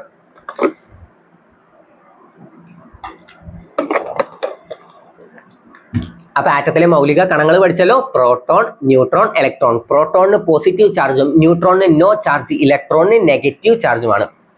ആറ്റം കണ്ടുപിടിച്ചത് ആരാന്ന് ചോദിച്ചാൽ ജോൺ ഡാൾട്ടൺ ആണ്. ആറ്റം എന്ന പദം ആദ്യമായിട്ട് ഉപയോഗിച്ചത് ആരാന്ന് ചോദിച്ചാൽ അത് ഓസ്റ്റ്വാൾട്ട് ആണ്. ആറ്റം എന്ന പദം ആദ്യമായിട്ട് ഉപയോഗിച്ചത് ഓസ്റ്റ്വാൾട്ട് ആണ്. ഏത് പദത്തിൽ നിന്നുമാണ് ആറ്റം എന്ന പദം രൂപം കൊണ്ടത്? ആറ്റമോസ് എന്ന ഗ്രീക്ക് പദത്തിൽ നിന്നുമാണ് ആറ്റം എന്ന പദം രൂപം കൊണ്ടത്. ആറ്റമോസ് എന്നാൽ എന്താണ്? വിഭജിക്കാൻ കഴിയാത്തത് എന്നാണ് അർത്ഥം. ഓക്കെ, അടുത്ത ന്യൂക്ലിയസ്. ആറ്റത്തിന്റെ കേന്ദ്രം എന്നറിയപ്പെടുന്നത്, ആറ്റത്തിന്റെ കേന്ദ്ര ഭാഗം എന്നറിയപ്പെടുന്നത് ന്യൂക്ലിയസ് ആണ്. അപ്പൊ ന്യൂക്ലിയസ് കണ്ടുപിടിച്ചത് ആരാന്ന് ചോദിച്ചാലും ഏണസ്റ്റ് റൂദർഫോർഡ് ആണ്. പ്രോട്ടോൺ കണ്ടുപിടിച്ചത് ആരാന്ന് ചോദിച്ചാലും ഏണസ്റ്റ് റൂദർഫോർഡ് ആണ്. ആറ്റത്തിന്റെ കേന്ദ്ര ഭാഗം എന്നറിയപ്പെടുന്നത് ന്യൂക്ലിയസ് ആണ്. ആറ്റത്തിന്റെ പോസിറ്റീവ് ചാർജ് മുഴുവൻ കേന്ദ്രീകരിച്ചിരിക്കുന്ന ഭാഗം ഏതാന്ന് ചോദിച്ചാൽ അത് ന്യൂക്ലിയസ് ആണ്. പോസിറ്റീവ് ചാർജ് മുഴുവൻ കേന്ദ്രീകരിച്ചിരിക്കുന്ന ഭാഗം ഏതാന്ന് ചോദിച്ചാൽ അത് ന്യൂക്ലിയസ്. ആറ്റത്തിന്റെ മുഴുവൻ മാസും കേന്ദ്രീകരിച്ചിരിക്കുന്ന ഭാഗം ഏതാന്ന് ചോദിച്ചാലും അത് ന്യൂക്ലിയസ് ആണ്. ന്യൂക്ലിയസിന് പോസിറ്റീവ് ചാർജ് ആണ്. ന്യൂക്ലിയസിന് എന്ത് ചാർജാണ്? പോസിറ്റീവ് ചാർജ് ആണ്. ഓക്കെ, ന്യൂക്ലിയസിൽ കാണപ്പെടുന്ന കണികകൾ ഏതൊക്കെയെന്ന് ചോദിച്ചാൽ പ്രോട്ടോൺ, ന്യൂട്രോൺ.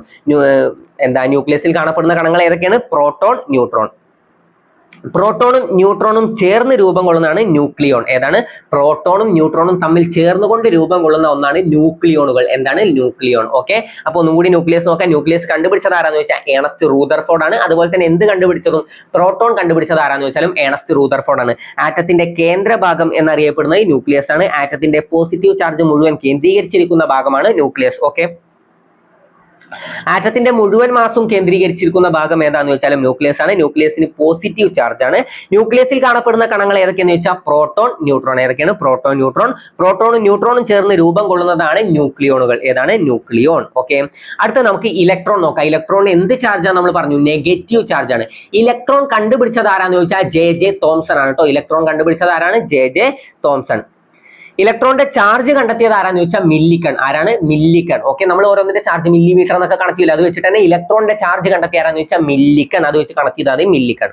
ചാർജ് കണ്ടെത്താനായി നടത്തിയ പരീക്ഷണം ഓയിൽ ഡ്രോപ്പ് പ്രക്രിയ. ഓയിൽ ഡ്രോപ്പ് പരീക്ഷണം അങ്ങനെ പഠിച്ചാൽ മതി. ഓയിൽ ഡ്രോപ്പ് പരീക്ഷണം. ചാർജ് കണ്ടെത്താനായി നടത്തിയ പരീക്ഷണമാണ് ഓയിൽ ഡ്രോപ്പ് പരീക്ഷണം. ഓക്കെ, ഇലക്ട്രോണിന്റെ ദ്വൈത സ്വഭാവം മുന്നോട്ട് വെച്ചത് ലൂയിസ് ഡിബ്രോഗ്ലിയാണ്. ലൂയിസ് ഡിബ്രോഗ്ലിയാണ് ഇലക്ട്രോണിന്റെ ദ്വൈത സ്വഭാവം മുന്നോട്ട് വെച്ചത്. ഓക്കെ, ഈ എന്താ പറയാ, ഇരട്ട സ്വഭാവം പറഞ്ഞാൽ ഡബിൾ എന്നല്ലേ. അപ്പൊ ഡിബ്രോഗ്ലി അങ്ങനെ കണക്ട് ചെയ്തോ, ഡബിൾ ഡിബ്രോഗ്ലി. ഓക്കെ, അപ്പൊ ഡബിൾ എന്ന് കണക്ട് ചെയ്താൽ ഇലക്ട്രോണിന്റെ ദ്വൈത സ്വഭാവം മുന്നോട്ട് വെച്ചത് ലൂയിസ് ഡിബ്രോഗ്ലി. ആറ്റത്തിലെ നെഗറ്റീവ് ചാർജുള്ള കണം നമ്മൾ പറഞ്ഞു ഇലക്ട്രോണിന് നെഗറ്റീവ് ചാർജ് ആണ്. കണ്ടുപിടിച്ചത് ആരാന്ന് ചോദിച്ചാൽ അതാരാണ്? ജെ തോംസൺ ആണ്. ഇമ്പോർട്ടന്റ് ആയതൊക്കെ ലാസ്റ്റ് ഞാൻ ഒന്നും കൂടി നിങ്ങൾക്ക് റിപ്പീറ്റ് ചെയ്ത് എത്തിച്ചേരും. എന്തായാലും പഠിച്ചിരിക്കേണ്ടത് ഒന്നും കൂടി പറഞ്ഞു കേട്ടോ. ലോഹങ്ങളുടെ ചാലകത നിർണ്ണയിക്കുന്നതും ഇലക്ട്രോൺ ആണ്. ഓക്കെ, ഒരു പദാർത്ഥത്തിന്റെ രാസ സ്വഭാവം നിർണ്ണയിക്കുന്നതും ഇലക്ട്രോൺ ആണ്. ആറ്റത്തിലെ ചലിക്കുന്ന കണങ്ങൾ ഏതൊക്കെയെന്ന് ചോദിച്ചാൽ ഇലക്ട്രോൺ. ആറ്റത്തിലെ ചലിക്കുന്ന കണങ്ങളാണ് ഇലക്ട്രോണുകൾ. ആറ്റത്തിലെ ഏറ്റവും ഭാരം കുറഞ്ഞ മൗലിക കണം ഞാൻ പറഞ്ഞു നെഗറ്റീവ് ചാർജ് ആണ്. അപ്പോൾ ഭാരം കുറഞ്ഞതെന്ന് ആലോചിച്ചാൽ മതി. അപ്പൊ ആറ്റത്തിലെ ഏറ്റവും ഭാരം കുറഞ്ഞ മൗലിക കണം ഏതാന്ന് ചോദിച്ചാൽ ഇലക്ട്രോൺ ആണ്. ആരാണ് ഇലക്ട്രോൺ കണ്ടുപിടിച്ചത്? ജെ തോംസൺ ആണ്. ആറ്റത്തിലെ ചലിക്കുന്ന കണങ്ങൾ ഏതൊക്കെയെന്ന് ചോദിച്ചാലും ഇലക്ട്രോൺ ആണ്. അടുത്തത് പ്രോട്ടോൺ. പ്രോട്ടോൺ കണ്ടുപിടിച്ചത് ആരാന്ന് ചോദിച്ചാലും ന്യൂക്ലിയസ് കണ്ടുപിടിച്ചത് ആരാന്ന് ചോദിച്ചാലും ഏണസ്റ്റ് റൂദർഫോർഡ് ആണ്. പോസിറ്റീവ് ചാർജ് ഉള്ള കണമാണ് പ്രോട്ടോൺ. ഞാൻ പറഞ്ഞല്ലോ പ്രോട്ടോൺ അപ്പൊ പോസിറ്റീവ് ചാർജ് ആണ്. ആറ്റത്തിലെ പ്രോട്ടോണുകളുടെയും ഇലക്ട്രോണുകളുടെയും എണ്ണം തുല്യമായിരിക്കും. പ്രോട്ടോണുകളുടെയും ഇലക്ട്രോണുകളുടെയും എണ്ണം തുല്യമായിരിക്കും. ആറ്റത്തിന്റെ ഐഡന്റിറ്റി കാർഡ് ഇമ്പോർട്ടന്റ് ആണ്. ആറ്റത്തിന്റെ ഐഡന്റിറ്റി കാർഡ്, ഫിംഗർ പ്രിന്റ് എന്നെല്ലാം അറിയപ്പെടുന്ന ഏതാന്ന് വെച്ചാൽ അത് പ്രോട്ടോൺ ആണ്. ഒരു ആറ്റം ഏതാണെന്ന് തീരുമാനിക്കുന്നത് അതിലുള്ള പ്രോട്ടോണുകളുടെ എണ്ണമാണ്. ഒരു ആറ്റം ഏതാണെന്ന് തീരുമാനിക്കുന്നത് അതിലുള്ള പ്രോട്ടോണുകളുടെ എണ്ണമാണ്. ഒന്നും കൂടി നോക്കാം. പ്രോട്ടോൺ കണ്ടുപിടിച്ചത് ആരാന്ന് വെച്ചാൽ ഏണസ്റ്റ് റൂദർഫോർഡ്. പോസിറ്റീവ് ചാർജുള്ള കണം നമ്മൾ പഠിച്ചു. ആറ്റത്തിലെ പ്രോട്ടോണുകളുടെയും ഇലക്ട്രോണുകളുടെയും എണ്ണം തുല്യമായിരിക്കും. ആറ്റത്തിന്റെ ഐഡന്റിറ്റി കാർഡ് എന്നും ഫിംഗർ പ്രിന്റ് എന്നെല്ലാം അറിയപ്പെടുന്ന ഏതാന്ന് വെച്ചാൽ അത് പ്രോട്ടോൺ ആണ്. ഒരു ആറ്റം ഏതാണെന്ന് തീരുമാനിക്കുന്നത് അതിലുള്ള പ്രോട്ടോണുകളുടെ എണ്ണമാണ്. അടുത്തത് ന്യൂട്രോൺ. ന്യൂട്രോൺ കണ്ടുപിടിച്ചത് ആരാന്ന് വെച്ചാൽ ജെയിംസ് ചാഡ്വിക് ആണ്. ചാർജ് ഇല്ലാത്ത കണം, ആറ്റത്തിലെ ചാർജ് ഇല്ല, നോ ചാർജ്. അപ്പൊ ന്യൂട്രോൺ ന്യൂട്രോൺ ആണ് ചാർജ് ഇല്ലാത്ത കണം. ജെയിംസ് ചാഡ്വിക് ആണ് കണ്ടുപിടിച്ചത്. ഏറ്റവും ഭാരം കൂടിയ മൗലിക കണം ഏതാന്ന് ചോദിച്ചാലും ഏതാണ്? ന്യൂട്രോൺ ആണ്. ന്യൂക്ലിയസിൽ ന്യൂട്രോൺ ഇല്ലാത്ത മൂലകം ഏതാന്ന് വെച്ചാൽ ഹൈഡ്രജൻ ആണ്. ഹൈഡ്രജന്റെ ന്യൂക്ലിയസിൽ ന്യൂട്രോൺ കാണപ്പെടില്ല. ഓക്കെ, അപ്പൊ ന്യൂക്ലിയസിൽ ന്യൂട്രോൺ ഇല്ലാത്ത മൂലകം ഏതാന്ന് വെച്ചാൽ ഹൈഡ്രജൻ. ഇനി ഓരോന്ന് കണ്ടുപിടിച്ചാരാ നോക്കാം. പ്രോട്ടോൺ ആരാണ്? Proton Rutherford. Electron J Thomson. പിന്നെ ഏതാണ്? ന്യൂട്രോൺ ജെയിംസ് ചാഡ്വിക് ആണ്. ന്യൂക്ലിയസ് കണ്ടുപിടിച്ചതും ഏണസ്റ്റ് റൂദർഫോർഡ് ആണ്. ഒന്നും കൂടി നോക്കാം. Proton Rutherford, electron J Thomson. പിന്നെ ഏതാണ്? ന്യൂട്രോൺ കണ്ടുപിടിച്ചത് ജെയിംസ് ചാഡ്വിക്. പിന്നെ ഏതാണ്? ന്യൂക്ലിയസ് കണ്ടുപിടിച്ച ആരാന്ന് വെച്ചാൽ ഏണസ്റ്റ് റൂദർഫോർഡ് ആണ്. ഇനി ആറ്റം മാതൃകകൾ, ഇത് വളരെ ഇമ്പോർട്ടന്റ് ആണ്. ജെ തോംസന്റെ മാതൃകകൾ ഏതൊക്കെ നോക്കാം. പ്ലം പുഡിംഗ് മോഡൽ എന്നും വാട്ടർ മെലൺ മോഡൽ രണ്ടും നിർദ്ദേശിച്ചത് ആരാന്ന് ചോദിച്ചാൽ അത് ജെ തോംസൺ ആണ്. റൂദർഫോർഡ് സൗരയുധ മാതൃക നിർദ്ദേശിച്ചത് ആരാന്ന് ചോദിച്ചത് ആരാണ്? ഏണസ്റ്റ് റൂദർഫോർഡ് ആണ്. നീൽസ് ബോർ ഏതാണ്? ബോർ മാതൃക, അതായി തന്നെ ഉണ്ട് ബോർ മാതൃക. നിങ്ങൾ ഇത് രണ്ടും മാത്രം പഠിച്ചാൽ മതി. J Thomson plum pudding model, അതുപോലെ തന്നെ തണ്ണിമത്തൻ മാതൃക അല്ലെങ്കിൽ വാട്ടർ മെലൺ മോഡൽ, ഇത് രണ്ടും ജെ തോംസൺ ആണ്. റൂദർഫോർഡ് എന്താണ്? സൗരയുധ മാതൃക നിർദ്ദേശിച്ചത് ആരാന്ന് ചോദിച്ചാൽ ഏണസ്റ്റ് റൂദർഫോർഡ്. ബോർ മാതൃക നിർദ്ദേശിച്ചത് ആരാന്ന് ചോദിച്ചാൽ നീൽസ് ബോർ. അതുവരെ ക്ലിയർ അല്ലേ? ഇനി നോക്ക്, ആറ്റം കണ്ടുപിടിച്ചത് ആരാണ്? ഇമ്പോർട്ടന്റ് ആണ്. ആറ്റം കണ്ടുപിടിച്ചത് ആരാന്ന് ചോദിച്ചാൽ ആരാണ്? ജോൺ ഡാൾട്ടൺ ആണ്. ആറ്റം കണ്ടുപിടിച്ചത് ആരാന്ന് ചോദിച്ചാൽ ജോൺ ഡാൾട്ടൺ. ആറ്റമോസ് എന്ന പദത്തിൽ നിന്നുമാണ് രൂപം കൊണ്ടത്. ആറ്റമോസ് എന്നാൽ വിഭജിക്കാൻ കഴിയാത്തത് എന്നാണ് അർത്ഥം വരുന്നത്. ആറ്റം എന്ന പദം ആദ്യമായിട്ട് ഉപയോഗിച്ചത് ആരാന്ന് ചോദിച്ചാൽ ഓസ്റ്റ്വാൾട്ട് ആണ്. ആറ്റത്തിലെ മൗലിക കണങ്ങൾ ഏതൊക്കെയാണ്? Electron, neutron, proton. അപ്പൊ പ്രോട്ടോണിന് എന്ത് ചാർജാന്ന് ചോദിച്ചാൽ പോസിറ്റീവ് ചാർജും, ന്യൂട്രോൺ നോ ചാർജ്. അപ്പൊ ചാർജ് ഇല്ലാത്ത കണം ഏതാന്ന് ചോദിച്ചാൽ ന്യൂട്രോൺ. ഇലക്ട്രോണിന് നെഗറ്റീവ് ചാർജ്. പ്രോട്ടോൺ കണ്ടുപിടിച്ചത് ആരാന്ന് വെച്ചാൽ ഏണസ്റ്റ് റൂദർഫോർഡും. ഇലക്ട്രോൺ കണ്ടുപിടിച്ചത് ആരാന്ന് വെച്ചാൽ ജെ തോംസൺ. പിന്നെ ഏതാണ്? ന്യൂട്രോൺ കണ്ടുപിടിച്ചത് ആരാന്ന് വെച്ചാൽ ജെയിംസ് ചാഡ്വിക് ആണ്. ഓക്കെ, ജെയിംസ് ചാഡ്വിക് ആണ് ന്യൂട്രോൺ കണ്ടുപിടിച്ചത്. അതുവരെ ക്ലിയർ അല്ലേ? ആറ്റത്തിലെ പോസിറ്റീവ് ചാർജ് ഏതാണ്? Proton. Negative charge electron. Charge ഇല്ലാത്ത കണമാണ് ന്യൂട്രോൺ. ഓക്കെ, ചലിക്കുന്ന കണങ്ങൾ ഏതൊക്കെയാന്ന് ചോദിച്ചാൽ അതും ഇലക്ട്രോൺ ആണ് കേട്ടോ. അതുവരെ ക്ലിയർ അല്ലേ? പിന്നെ ആറ്റത്തിലെ ഫിംഗർ പ്രിന്റ്, ഐഡന്റിറ്റി കാർഡ് എന്നൊക്കെ അറിയപ്പെടുന്നത് ഏതാന്ന് വെച്ചത് പ്രോട്ടോൺ ആണ്. ഏതാണ്? പ്രോട്ടോൺ. പിന്നെ മെയിൻ ആയിട്ട് പഠിക്കേണ്ടത് ഈ മാതൃകകളാണ്. ആറ്റം മാതൃകകൾ ജെ തോംസന്റെ പ്ലം പുഡിംഗ് മോഡലും വാട്ടർ മെലൺ മോഡലും ജെ തോംസൺ. പിന്നെ ഏതാണ്? സൗരയുധ മാതൃക നിർദ്ദേശിച്ചത് ആരാന്ന് ചോദിച്ചാൽ ആരാണ്? അത് ഏണസ്റ്റ് റൂദർഫോർഡ് ആണ്. ന്യൂക്ലിയസ് കണ്ടുപിടിച്ചത് ആരാന്ന് ചോദിച്ചാലും ഏണസ്റ്റ് റൂദർഫോർഡ് ആണ്. ഇമ്പോർട്ടന്റ് ആണ്. ന്യൂക്ലിയസ് കണ്ടുപിടിച്ചത് ആരാന്ന് വെച്ചാൽ ഏണസ്റ്റ് റൂദർഫോർഡ് ആണ്. ബോർ മാതൃക നീൽസ് ബോർ ആണ്. അതുവരെ ക്ലിയർ അല്ലേ? ഇത്രയും ഭാഗങ്ങൾ വളരെ ഇമ്പോർട്ടന്റ് ആയിട്ട് പഠിക്കണം. ബാക്കി പോയിന്റ്സ് എല്ലാം നല്ല രീതിയിൽ തന്നെ പഠിച്ചു പോവാം. അപ്പൊ അടുത്ത് നോക്കാം. അടുത്ത നമുക്ക് ശ്രീനാരായണ ഗുരുവിനെ പറ്റി പഠിക്കാം. ശ്രീനാരായണ ഗുരുവിനെ പറ്റിയിട്ട് കേരള നവോത്ഥാനത്തിന്റെ പിതാവ് എന്നറിയപ്പെടുന്ന ആരാണ്? ശ്രീനാരായണ ഗുരുവാണ്. അപ്പൊ കേരള നവോത്ഥാനം പഠിക്കുമ്പോൾ എന്തായാലും അറിഞ്ഞിരിക്കേണ്ട ആരാണ്? പിതാവിനെയാണ്. അപ്പൊ കേരള നവോത്ഥാനത്തിന്റെ പിതാവ് എന്നറിയപ്പെടുന്ന ആരാന്ന് ചോദിച്ചാൽ ശ്രീനാരായണ ഗുരുവാണ്. ഓക്കെ, ശ്രീനാരായണ ഗുരുവാണ് കേരള നവോത്ഥാനത്തിന്റെ പിതാവ് എന്നറിയപ്പെടുന്നത്. നാണു ആശാൻ എന്നറിയപ്പെടുന്ന നവോത്ഥാന നായകൻ ആരാന്ന് ചോദിച്ചാലും ശ്രീനാരായണ ഗുരുവാണ്. നാണയത്തിൽ പ്രത്യക്ഷപ്പെട്ട ആദ്യ മലയാളി ആരാന്ന് ചോദിച്ചാലും ശ്രീനാരായണ ഗുരുവാണ്. തപാൽ സ്റ്റാമ്പിൽ പ്രത്യക്ഷപ്പെട്ട ആദ്യ മലയാളി ആരാന്ന് ചോദിച്ചാലും, വിദേശ തപാൽ സ്റ്റാമ്പിൽ പ്രത്യക്ഷപ്പെട്ട ആദ്യ മലയാളി ആരാന്ന് ചോദിച്ചാലും ഒക്കെ ശ്രീനാരായണ ഗുരുവാണ്. ഏതാണ് വിദേശ തപാൽ സ്റ്റാമ്പ്? ശ്രീലങ്കയുടെ തപാൽ സ്റ്റാമ്പിൽ പ്രത്യക്ഷപ്പെട്ട ആദ്യ മലയാളിയാണ് ശ്രീനാരായണ ഗുരു. അപ്പൊ ശ്രീലങ്ക ശ്രീനാരായണ ഗുരു. ഓക്കെ, അപ്പൊ കേരള നവോത്ഥാനത്തിന്റെ പിതാവ് എന്നറിയപ്പെടുന്ന ആരാന്ന് ചോദിച്ചാൽ ശ്രീനാരായണ ഗുരു. 1856 ഓഗസ്റ്റ് 20-നാണ് ശ്രീനാരായണ ഗുരു ജനിച്ചത്. 1856 ഓഗസ്റ്റ് 20. ജനനം ചെമ്പഴന്തി എന്ന സ്ഥലത്താണ്. ചെമ്പഴന്തിയിലെ വയൽവാരത്ത് വീട്. ഏതാണ്? വയൽവാരം വീട്ടിലാണ് ശ്രീനാരായണ ഗുരു ജനിക്കുന്നത്. അപ്പൊ ചെമ്പഴന്തി പഠിച്ചു വെക്കണേ. ശ്രീനാരായണ ഗുരുവിന്റെ ജന്മസ്ഥലം ചോദിക്കും, അത് ചെമ്പഴന്തിയാണ്. ശ്രീനാരായണ ഗുരുവിന്റെ വീട്ടുപേര് ചോദിച്ചാൽ അത് ഏതാണ്? അത് വയൽവാരം വീടാണ്. ഏതാണ്? വയൽവാരം വീടാണ്. അപ്പൊ 1856 ഓഗസ്റ്റ് 20-നാണ് ശ്രീനാരായണ ഗുരു ജനിക്കുന്നത്. കേരള നവോത്ഥാനത്തിന്റെ പിതാവ് എന്നറിയപ്പെടുന്ന ആരാന്ന് ചോദിച്ചാൽ ശ്രീനാരായണ ഗുരുവാണ്. പിന്നെ എക്സ്ട്രാ നമ്മൾ എന്തൊക്കെ പഠിക്കണം? നാണയത്തിൽ പ്രത്യക്ഷപ്പെട്ട ആദ്യ മലയാളി, തപാൽ സ്റ്റാമ്പിൽ പ്രത്യക്ഷപ്പെട്ട ആദ്യ മലയാളി, വിദേശ തപാൽ സ്റ്റാമ്പിൽ പ്രത്യക്ഷപ്പെട്ട ആദ്യ മലയാളി, പിന്നെ ജനനവും മരണവും അവധി ദിവസമായി പ്രഖ്യാപിച്ച ഏക നവോത്ഥാന നായകൻ, അല്ലെങ്കിൽ ചോദിച്ച ഏക നവോത്ഥാന നായകൻ ആരാന്ന് ചോദിച്ചാൽ അത് ശ്രീനാരായണ. ജനന ദിവസവും മരണ ദിവസവും ഓക്കെ ശ്രീനാരായണ ഗുരു ജയന്തി, ശ്രീനാരായണ ഗുരു സമാധി. ഓക്കെ, 2 ദിവസങ്ങൾ അവധിയല്ലേ? അവധിയായി പ്രഖ്യാപിച്ചത് ആരുടെയാണ്? ശ്രീനാരായണ ഗുരുവിന്റെയാണ്. നൂറ്റാണ്ടിലെ മലയാളി എന്ന് മലയാള മനോരമ പ്രഖ്യാപിച്ചത് ആരെ കുറിച്ചാന്ന് ചോദിച്ചാലും ശ്രീനാരായണ ഗുരുവിനെ കുറിച്ചിട്ടാണ്. ഓക്കെ, അപ്പൊ ശ്രീനാരായണ ഗുരുവിനെ പറ്റിയിട്ട് അത്ര പോയിന്റ് കിട്ടിയാലോ? നാണു ആശാൻ എന്നറിയപ്പെടുന്ന നവോത്ഥാന നായകൻ ആരാന്ന് ചോദിച്ചാലും ശ്രീനാരായണ ഗുരുവാണ്. എന്താണ് വീട്ടുപേര്? വയൽവാരം വീടാണ്. ജനിച്ചത് എവിടെയെന്ന് ചോദിച്ചാൽ ചെമ്പഴന്തി. 1856 ഓഗസ്റ്റ് 20-നാണ് ജനനം. അതുവരെ ക്ലിയർ അല്ലേ? നാണു ആശാൻ എന്നറിയപ്പെടുന്ന ആരാന്ന് ചോദിച്ചാൽ ആരാണ്? ശ്രീനാരായണ ഗുരു. ഇനി ശ്രീനാരായണ ഗുരു അരുവിപ്പുറം പ്രതിഷ്ഠ നടത്തിയ വർഷം വളരെ ഇമ്പോർട്ടന്റ് ആണ്. ശ്രീനാരായണ ഗുരു അരുവിപ്പുറം പ്രതിഷ്ഠ നടത്തിയത് എപ്പോഴാന്ന് വെച്ചാൽ 1888-ലാണ്. 1888-ലാണ് ശ്രീനാരായണ ഗുരു അരുവിപ്പുറം പ്രതിഷ്ഠ നടത്തിയതും. അരുവിപ്പുറം ക്ഷേത്രം പണി കഴിപ്പിച്ചത് എപ്പോഴാന്ന് ചോദിച്ചാൽ 1887-ലാണ്. 1887-ലാണ് അരുവിപ്പുറം ക്ഷേത്രം പണി കഴിപ്പിച്ചത്. ആദ്യം ക്ഷേത്രം പണി കഴിപ്പിക്കേണ്ടത്, അത് കഴിഞ്ഞിട്ടല്ലേ നമുക്ക് പ്രതിഷ്ഠ നടക്കുള്ളൂ. അപ്പൊ 1887 ക്ഷേത്രം പണി കഴിപ്പിച്ചു. 1888-ലാണ് അരുവിപ്പുറം പ്രതിഷ്ഠ നടക്കുന്നത്. 1888-ലാണ് അരുവിപ്പുറം പ്രതിഷ്ഠ. ഈ വർഷം വളരെ ഇമ്പോർട്ടന്റ് ആണ്, എന്തായാലും അറിഞ്ഞിരിക്കണം.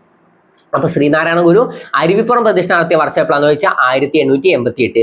അരുവിപ്പുറം പ്രതിഷ്ഠക്കുള്ള വിഗ്രഹക്കല്ല് കണ്ടെടുത്തത് എവിടെ നിന്നാന്ന് ചോദിച്ചാൽ എവിടെ നിന്നാണ്? നെയ്യാറിലെ ശങ്കരൻകുഴിയിൽ നിന്നാണ് അരുവിപ്പുറം പ്രതിഷ്ഠക്കുള്ള വിഗ്രഹക്കല്ല് കണ്ടെടുത്തത്. എവിടെ നിന്നാണ്? നെയ്യാറിലെ ശങ്കരൻകുഴിയിൽ നിന്നാണ് അരുവിപ്പുറം പ്രതിഷ്ഠക്കുള്ള വിഗ്രഹക്കല്ല് കണ്ടെടുത്തത്. നെയ്യാറിലെ ശങ്കരൻകുഴി. ഈ ശങ്കരൻ വെച്ച് വേറൊന്നും കൂടി കണക്ട് ചെയ്യുക, ജി ശങ്കരക്കുറുപ്പ്. ശ്രീനാരായണ ഗുരുവിനെ രണ്ടാം ബുദ്ധൻ എന്ന് വിശേഷിപ്പിച്ചത് ആരാന്ന് ചോദിച്ചാലും ജി ശങ്കരക്കുറുപ്പാണ്. ശ്രീനാരായണ ഗുരുവിനെ രണ്ടാം ബുദ്ധൻ എന്ന് വിശേഷിപ്പിച്ചത് ആരാന്ന് ചോദിച്ചാൽ ജി ശങ്കരക്കുറുപ്പ്.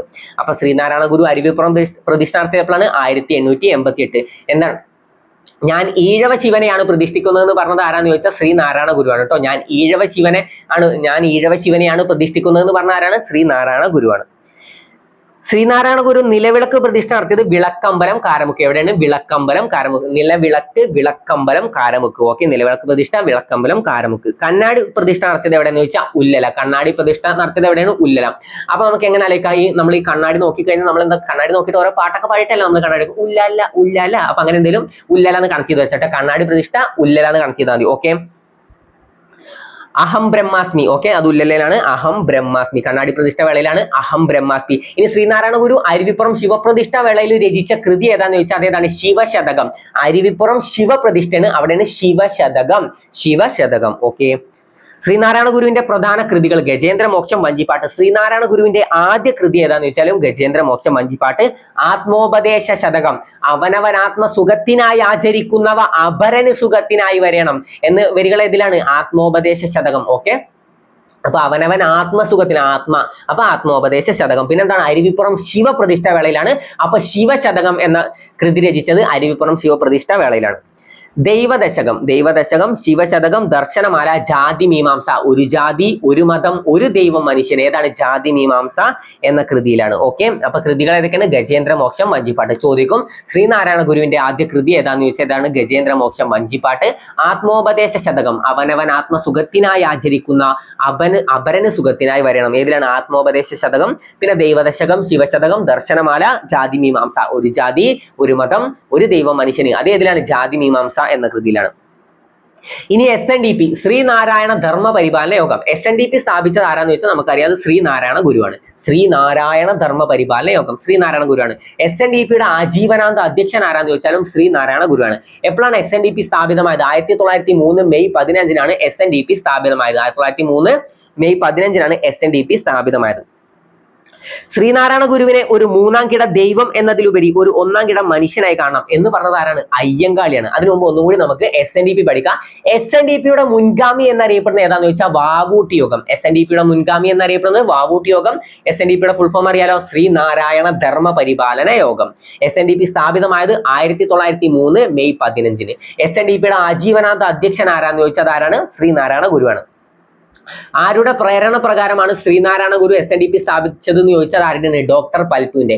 അപ്പൊ SNDPയുടെ ആദ്യ ഉപാധ്യക്ഷൻ ആരാന്ന് ചോദിച്ചാൽ ആരാണ്? ഡോക്ടർ പൽപ്പാണ്. അപ്പൊ ശ്രീനാരായണ ഗുരുവിനെ പ്രേരിപ്പിച്ചത് ആരാന്ന് ചോദിച്ചാൽ നമുക്കറിയാം, ഡോക്ടർ പൽപ്പാണ്. ഡോക്ടർ പൽപ്പു ശ്രീനാരായണ ഗുരുവിനെ പ്രേരിപ്പിക്കുകയാണ് SNDP സ്ഥാപിക്കണം. അപ്പൊ ശ്രീനാരായണ ഗുരു പറയാണ്, ഓക്കെ ഞാൻ സ്ഥാപിക്കാം, പക്ഷെ ഉപാധ്യക്ഷനായിട്ട് നീ എന്റെ കൂടെ ഉണ്ടാവണം. അപ്പോ ആജീവനാന്ത അധ്യക്ഷൻ ആരാന്ന് ചോദിച്ചാൽ ശ്രീനാരായണ ഗുരു. ആദ്യ ഉപാധ്യക്ഷൻ ആരാന്ന് ചോദിച്ചാൽ ഡോക്ടർ പൽപ്പു. ആരാണ്? ഡോക്ടർ പൽപ്പു. ആദ്യ സെക്രട്ടറി ആരാന്ന് ചോദിച്ചാൽ കുമാരനാശാൻ. ആദ്യ സെക്രട്ടറി ആരാണ്? കുമാരനാശാനാണ്. എന്തൊക്കെയാണ് അറിയപ്പെടുന്നത്? ആശയഗംഭീരൻ, സ്നേഹഗായകൻ എന്നൊക്കെ അറിയപ്പെടുന്ന ആരാണ്? കുമാരനാശാനാണ്. ഏതാണ് കുമാരനാശാന്റെ ഖണ്ഡകാവ്യം? വീണപൂവാണ് കുമാരനാശാന്റെ ഖണ്ഡകാവ്യം. മഹാകാവ്യം എഴുതാതെ മഹാകവിയായ മലയാള കവി ആരാന്ന് ചോദിച്ചാലും കുമാരനാശാനാണ് കേട്ടോ. ജസ്റ്റ് ഒന്ന് അറിഞ്ഞു വെക്കുക. ഓക്കെ, അപ്പൊ 1903 മെയ് 15 ഈ ഡേറ്റ് അറിഞ്ഞു വെക്കണേ. 1903 മെയ് 15-നാണ് SNDP സ്ഥാപിതമായത്. ഇനി ഓരോ ക്ലാസ് കഴിയുമ്പോൾ നമ്മളിത് റിപ്പീറ്റ് ചെയ്ത് വരും കേട്ടോ. അപ്പൊ ശ്രീനാരായണ ഗുരുവിനെ രണ്ടാം ബുദ്ധൻ എന്ന് വിശേഷിപ്പിച്ച ആരാണ്? ജി ശങ്കരക്കുറുപ്പാണ്. ഈ ശങ്കരൻ വെച്ച് വേറെന്തോ പഠിച്ചില്ലേ? അരുവിപ്പുറം പ്രതിഷ്ഠക്കുള്ള വിഗ്രഹക്കല്ല് കണ്ടെടുത്ത എവിടെ നിന്നാന്ന് വെച്ചാൽ നെയ്യാറിലെ ശങ്കരൻകുഴി. അരുവിപ്പുറം പ്രതിഷ്ഠ നടന്ന വർഷം 1888. ഓക്കെ, ശ്രീനാരായണ ഗുരുവിനെ ഒരു മൂന്നാം കിട ദൈവം എന്നതിലുപരി ഒരു ഒന്നാം കിട മനുഷ്യനായി കാണണമെന്ന് പറഞ്ഞത് അയ്യങ്കാളിയാണ്. ഭാരതത്തിൽ ഇന്ന് ജീവിച്ചിരിക്കുന്ന പരമഹംസന്മാരിൽ സ്വാമിയെ പോലെ പരിശുദ്ധാത്മാവായി മറ്റൊരാളുമില്ല എന്ന് പറഞ്ഞത് ആരാന്ന് ചോദിച്ചാൽ ടാഗോറാണ്. ആരാണ്? ടാഗോറാണ് കേട്ടോ. ടാഗോറാണ്. ഓക്കെ, ശ്രീനാരായണ ഗുരു സമാധിയായ വർഷം 1928 സെപ്റ്റംബർ 20. 1928 സെപ്റ്റംബർ 20. ശ്രീനാരായണ ഗുരുവിന്റെ ആത്മീയ പിൻഗാമി ആരാന്ന് ചോദിച്ചാൽ ശ്രീ ബോധാനന്ദ സ്വാമികളാണ്. ഓക്കെ, ശ്രീ ബോധാനന്ദ സ്വാമികളാണ് ശ്രീനാരായണ ഗുരുവിന്റെ ആത്മീയ പിൻഗാമി. ഓക്കെ, അപ്പൊ ശ്രീനാരായണ ഗുരു സമാധിയായ വർഷം 1928 സെപ്റ്റംബർ 20. ഇനി നമ്മൾ പഠിക്കേണ്ട പ്രത്യേക ഒരു വർഷമുണ്ട്. ഗാന്ധിജിയും ശ്രീനാരായണ ഗുരുവും തമ്മിൽ കണ്ടുമുട്ടിയ വർഷം എപ്പോഴാന്ന് ചോദിച്ചു. ഗാന്ധിജിയും ശ്രീനാരായണ ഗുരുവും തമ്മിൽ കണ്ടുമുട്ടിയ വർഷം 1925-ലാണ്. ഗാന്ധിജിയുടെ 2ാം കേരള സന്ദർശന വേളയിലാണ് ഗാന്ധിജിയും ശ്രീനാരായണ ഗുരുവും തമ്മിൽ കണ്ടുമുട്ടിയത്. ഓക്കെ, ഗാന്ധിജി എത്ര വട്ടാണ് കേരളത്തിൽ എത്തിയത്? 5 തവണയാണ് ഗാന്ധിജി കേരളം സന്ദർശിച്ചത്. 1920, 25, 27. 1920, 25, 27. പിന്നെ ഏതാണ് 34, 37. കറക്റ്റ് അല്ലേ? 1920-ലാണ് ആദ്യം. നമുക്ക് അങ്ങനെ ഓർഡറിൽ പഠിച്ച 20, 25, 27, 34, 37 അങ്ങനെ പഠിച്ചു വെച്ചാൽ മതി. അപ്പോൾ 1920, 25, 27 പിന്നെ 34, 37 എന്നീ വർഷങ്ങളിലാണ് ഗാന്ധിജി കേരളം സന്ദർശിച്ചത്. ഗാന്ധിജിയും ശ്രീനാരായണ ഗുരുവും കണ്ടുമുട്ടിയത് 2ാം കേരള സന്ദർശന വേളയിലാണ്. 1925-ലാണ് ഗാന്ധിജിയും ശ്രീനാരായണ ഗുരുവും തമ്മിൽ കണ്ടുമുട്ടിയത്. ഇനി ശ്രീനാരായണ ഗുരുവും ടാഗോറും തമ്മിൽ കണ്ടുമുട്ടിയത് എപ്പോഴാന്ന് വെച്ചാൽ 1922-ലാണ്. ജസ്റ്റ് ഒന്ന് അറിഞ്ഞു വെക്കാം. ഗാന്ധിജിയുടെ എന്തായാലും അറിയണം, ടാഗോറിന്റെ ജസ്റ്റ് ഒന്ന് അറിഞ്ഞു വെച്ചാൽ 1922-ലാണ് ഗാന്ധിജിയും ടാഗോറും ശ്രീനാരായണ ഗുരുവും തമ്മിൽ കണ്ടുമുട്ടിയത്. 1922. 1925-ലാണ് ഗാന്ധിജിയും ശ്രീനാരായണ ഗുരുവും തമ്മിൽ കണ്ടുമുട്ടിയത്. ഇപ്പൊ ഏതൊക്കെ വർഷങ്ങൾ നമ്മൾ പഠിച്ചു? 1856 ഓഗസ്റ്റ് 20 അത് നമ്മൾ എന്ത് പഠിച്ചു? ജനനം. പിന്നെ 1888 അരുവിപ്പുറം പ്രതിഷ്ഠ. 1888 അത് വളരെ ഇമ്പോർട്ടന്റ് ആണ്. 1903 മെയ് 15-നാണ് SNDP സ്ഥാപിതമായത്. SNDPയുടെ മുൻഗാമി എന്നറിയപ്പെടുന്നത് വാവൂട്ടി യോഗമാണ്. SNDPയുടെ ആജീവനാന്ത അധ്യക്ഷൻ ആരാന്ന് ചോദിച്ചാൽ ആരാണ്? ശ്രീനാരായണ ഗുരുവാണ്. ആദ്യ ഉപാധ്യക്ഷൻ ആരാന്ന് ചോദിച്ചാൽ ഡോക്ടർ പൽപ്പു. ആദ്യ സെക്രട്ടറി ആരാന്ന് ചോദിച്ചാൽ കുമാരനാശാൻ. അതുവരെ ക്ലിയർ അല്ലേ? അരുവിപ്പുറം പ്രതിഷ്ഠ 1887-ലാണ്. ഞാനിതാ ഈഴവ ശിവനെ പ്രതിഷ്ഠിക്കുന്നു എന്ന് പറഞ്ഞത് ശ്രീനാരായണ ഗുരുവാണ്. ഞാനിതാ പുലയ ശിവനെ പ്രതിഷ്ഠിക്കുന്നു എന്ന് പറഞ്ഞത് ആരാണ്? അത് അയ്യങ്കാളിയാണ്. ഞാൻ ഈഴവ ശിവനെയാണ് പ്രതിഷ്ഠിക്കുന്നത് എന്ന് പറഞ്ഞത് ആരാന്ന് ചോദിച്ചാലാണ് ശ്രീനാരായണ ഗുരു. അരുവിപ്പുറം പ്രതിഷ്ഠക്കുള്ള വിഗ്രഹക്കല്ല് കണ്ടെടുത്തത് എവിടെ നിന്നാന്ന് ചോദിച്ചാൽ എവിടെ നിന്നാണ്? മറ്റേ അരുവിപ്പുറം പ്രതിഷ്ഠയുള്ള നെയ്യാറിലെ ശങ്കരൻകുഴിയിൽ നിന്നാണ് അരുവിപ്പുറം പ്രതിഷ്ഠക്കുള്ള വിഗ്രഹക്കല്ല് കണ്ടെടുത്തത്. വേറൊരു കാര്യം കൂടി പഠിക്കാണ്ട്, ശ്രീനാരായണ ഗുരുവിന് ജ്ഞാനോദയം ലഭിച്ച സ്ഥലം. ഓക്കെ, ശ്രീനാരായണ ഗുരു ജ്ഞാനോദയം ലഭിച്ച സ്ഥലം എവിടെയെന്ന് ചോദിച്ചാൽ അതെവിടെയാണ്? മരുത്വമലയിലെ പിള്ളത്തടം ഗുഹ. മരുത്വമലയിലെ പിള്ളത്തടം ഗുഹയിൽ വെച്ചിട്ടാണ് ശ്രീനാരായണ ഗുരുവിന് ജ്ഞാനോദയം ലഭിച്ചത്. ഓക്കെ, അതുവരെ ക്ലിയർ അല്ലേ? ഇനി ഈ ഭാഗം എന്തെങ്കിലും ഡൗട്ട് ഉണ്ടോ? നാണു ആശാൻ എന്നറിയപ്പെടുന്ന നവോത്ഥാന നായകൻ, കേരള നവോത്ഥാനത്തിന്റെ പിതാവ്, നാണയത്തിൽ പ്രത്യക്ഷപ്പെട്ട ആദ്യ മലയാളി, തപാൽ സ്റ്റാമ്പിൽ പ്രത്യക്ഷപ്പെട്ട ആദ്യ മലയാളി, വിദേശ തപാൽ സ്റ്റാമ്പിൽ പ്രത്യക്ഷപ്പെട്ട ആദ്യ മലയാളി, ഏറ്റവും കൂടുതൽ പ്രതിമകൾ സ്ഥാപിക്കപ്പെട്ടിട്ടുള്ള നവോത്ഥാന നായകൻ ആരാണ്? ശ്രീനാരായണ ഗുരുവാണ്. ജീവിച്ചിരിക്കുമ്പോൾ തന്നെ പ്രതിമ സ്ഥാപിക്കപ്പെട്ട നവോത്ഥാന നായകൻ ആരാണെന്ന് ചോദിച്ചാലും ശ്രീനാരായണ ഗുരുവാണ്. അദ്ദേഹത്തിന്റെ കൃതികൾ വളരെ ഇമ്പോർട്ടന്റ് ആണ്. ഗജേന്ദ്രമോക്ഷം, വഞ്ചിപ്പാട്ട്, ശിവശതകം, ദൈവദശകം, ദർശനമാല, ആത്മോപദേശ ശതകം. പിന്നെ ഏതാണ്? അത്ര കൃതികളാണുള്ളത്. പിന്നെ ഏതെങ്കിലും ഉണ്ടോ? നമ്മൾ ഏതെങ്കിലും വിട്ടുപോകാൻ നോക്കട്ടെ. ജാതി മീമാംസ, ഒരു ജാതി ഒരു മതം ഒരു ദൈവം മനുഷ്യന്. കൃതികൾ വളരെ ഇമ്പോർട്ടന്റ് ആണ്. ആ കൃതികളെ പറ്റിയിട്ട് ഇങ്ങനെ പഠിക്കണം. ശ്രീനാരായണ ഗുരുവിന്റെ ആദ്യ കൃതി ഏതാന്ന് വെച്ചാൽ ഗജേന്ദ്രമോക്ഷം, വഞ്ചിപ്പാട്ട്. ഒരു ജാതി ഒരു മതം ഒരു ദൈവം മനുഷ്യന് അത് ഏതിലാണ്? ജാതി മീമാംസ. അവനവൻ ആത്മസുഖത്തിനായി ആചരിക്കുന്നവ അപരന് സുഖത്തിനായി വരണം, ആത്മോപദേശ ശതകം. ഓക്കെ, പിന്നെ ഏതാണ്? അരുവിപ്പുറം ശിവപ്രതിഷ്ഠ വേളയിൽ രചിച്ച കൃതി ഏതാന്ന് ചോദിച്ചാൽ ശിവശതകം. ശ്രീനാരായണ ഗുരുവിനെ 2ാം ബുദ്ധൻ എന്ന് വിശേഷിപ്പിച്ചത് ആരാന്ന് ചോദിച്ചാൽ ജി ശങ്കരക്കുറുപ്പ്. ഇതുവരെ ക്ലിയർ അല്ലേ? ശ്രീനാരായണ ഗുരുവും ഗാന്ധിജിയും തമ്മിൽ കണ്ടുമുട്ടിയത് 1925-ലാണ് ഗാന്ധിജിയുടെ 2ാം കേരള സന്ദർശന വേളയിൽ. അപ്പൊ ഇത്ര ഭാഗങ്ങൾ നിങ്ങൾക്ക് ക്ലിയർ അല്ലേ? ഇനി ഓരോ ക്ലാസ് കഴിയുമ്പോൾ നമ്മൾ ഇത് റിപ്പീറ്റ് നിങ്ങൾക്ക് പെർഫെക്റ്റ് ആക്കി തരും. പേടിക്കൊന്നും വേണ്ട, വർഷങ്ങളൊക്കെ നമുക്ക് പെർഫെക്റ്റ് ആക്കി തന്നെ പോവാം. അപ്പം ഇതുവരെ എടുത്ത ഇത്രയും കാര്യങ്ങൾ നിങ്ങൾക്ക് ക്ലിയർ അല്ലേ? ഇത്രയും ഭാഗങ്ങൾ നിങ്ങൾക്ക് ക്ലിയർ ആയി എന്ന് വിശ്വസിക്കുന്നു. ഈ ക്ലാസ് നിങ്ങൾക്ക് ഉപകാരപ്പെട്ടു എന്ന് തോന്നുകയാണെങ്കിൽ മാത്രം ഈ ചാനൽ സബ്സ്ക്രൈബ് ചെയ്യുക. അപ്പൊ ഇതുപോലുള്ള മറ്റൊരു വീഡിയോ ആയിട്ട് നമുക്ക് വീണ്ടും കാണാം. താങ്ക്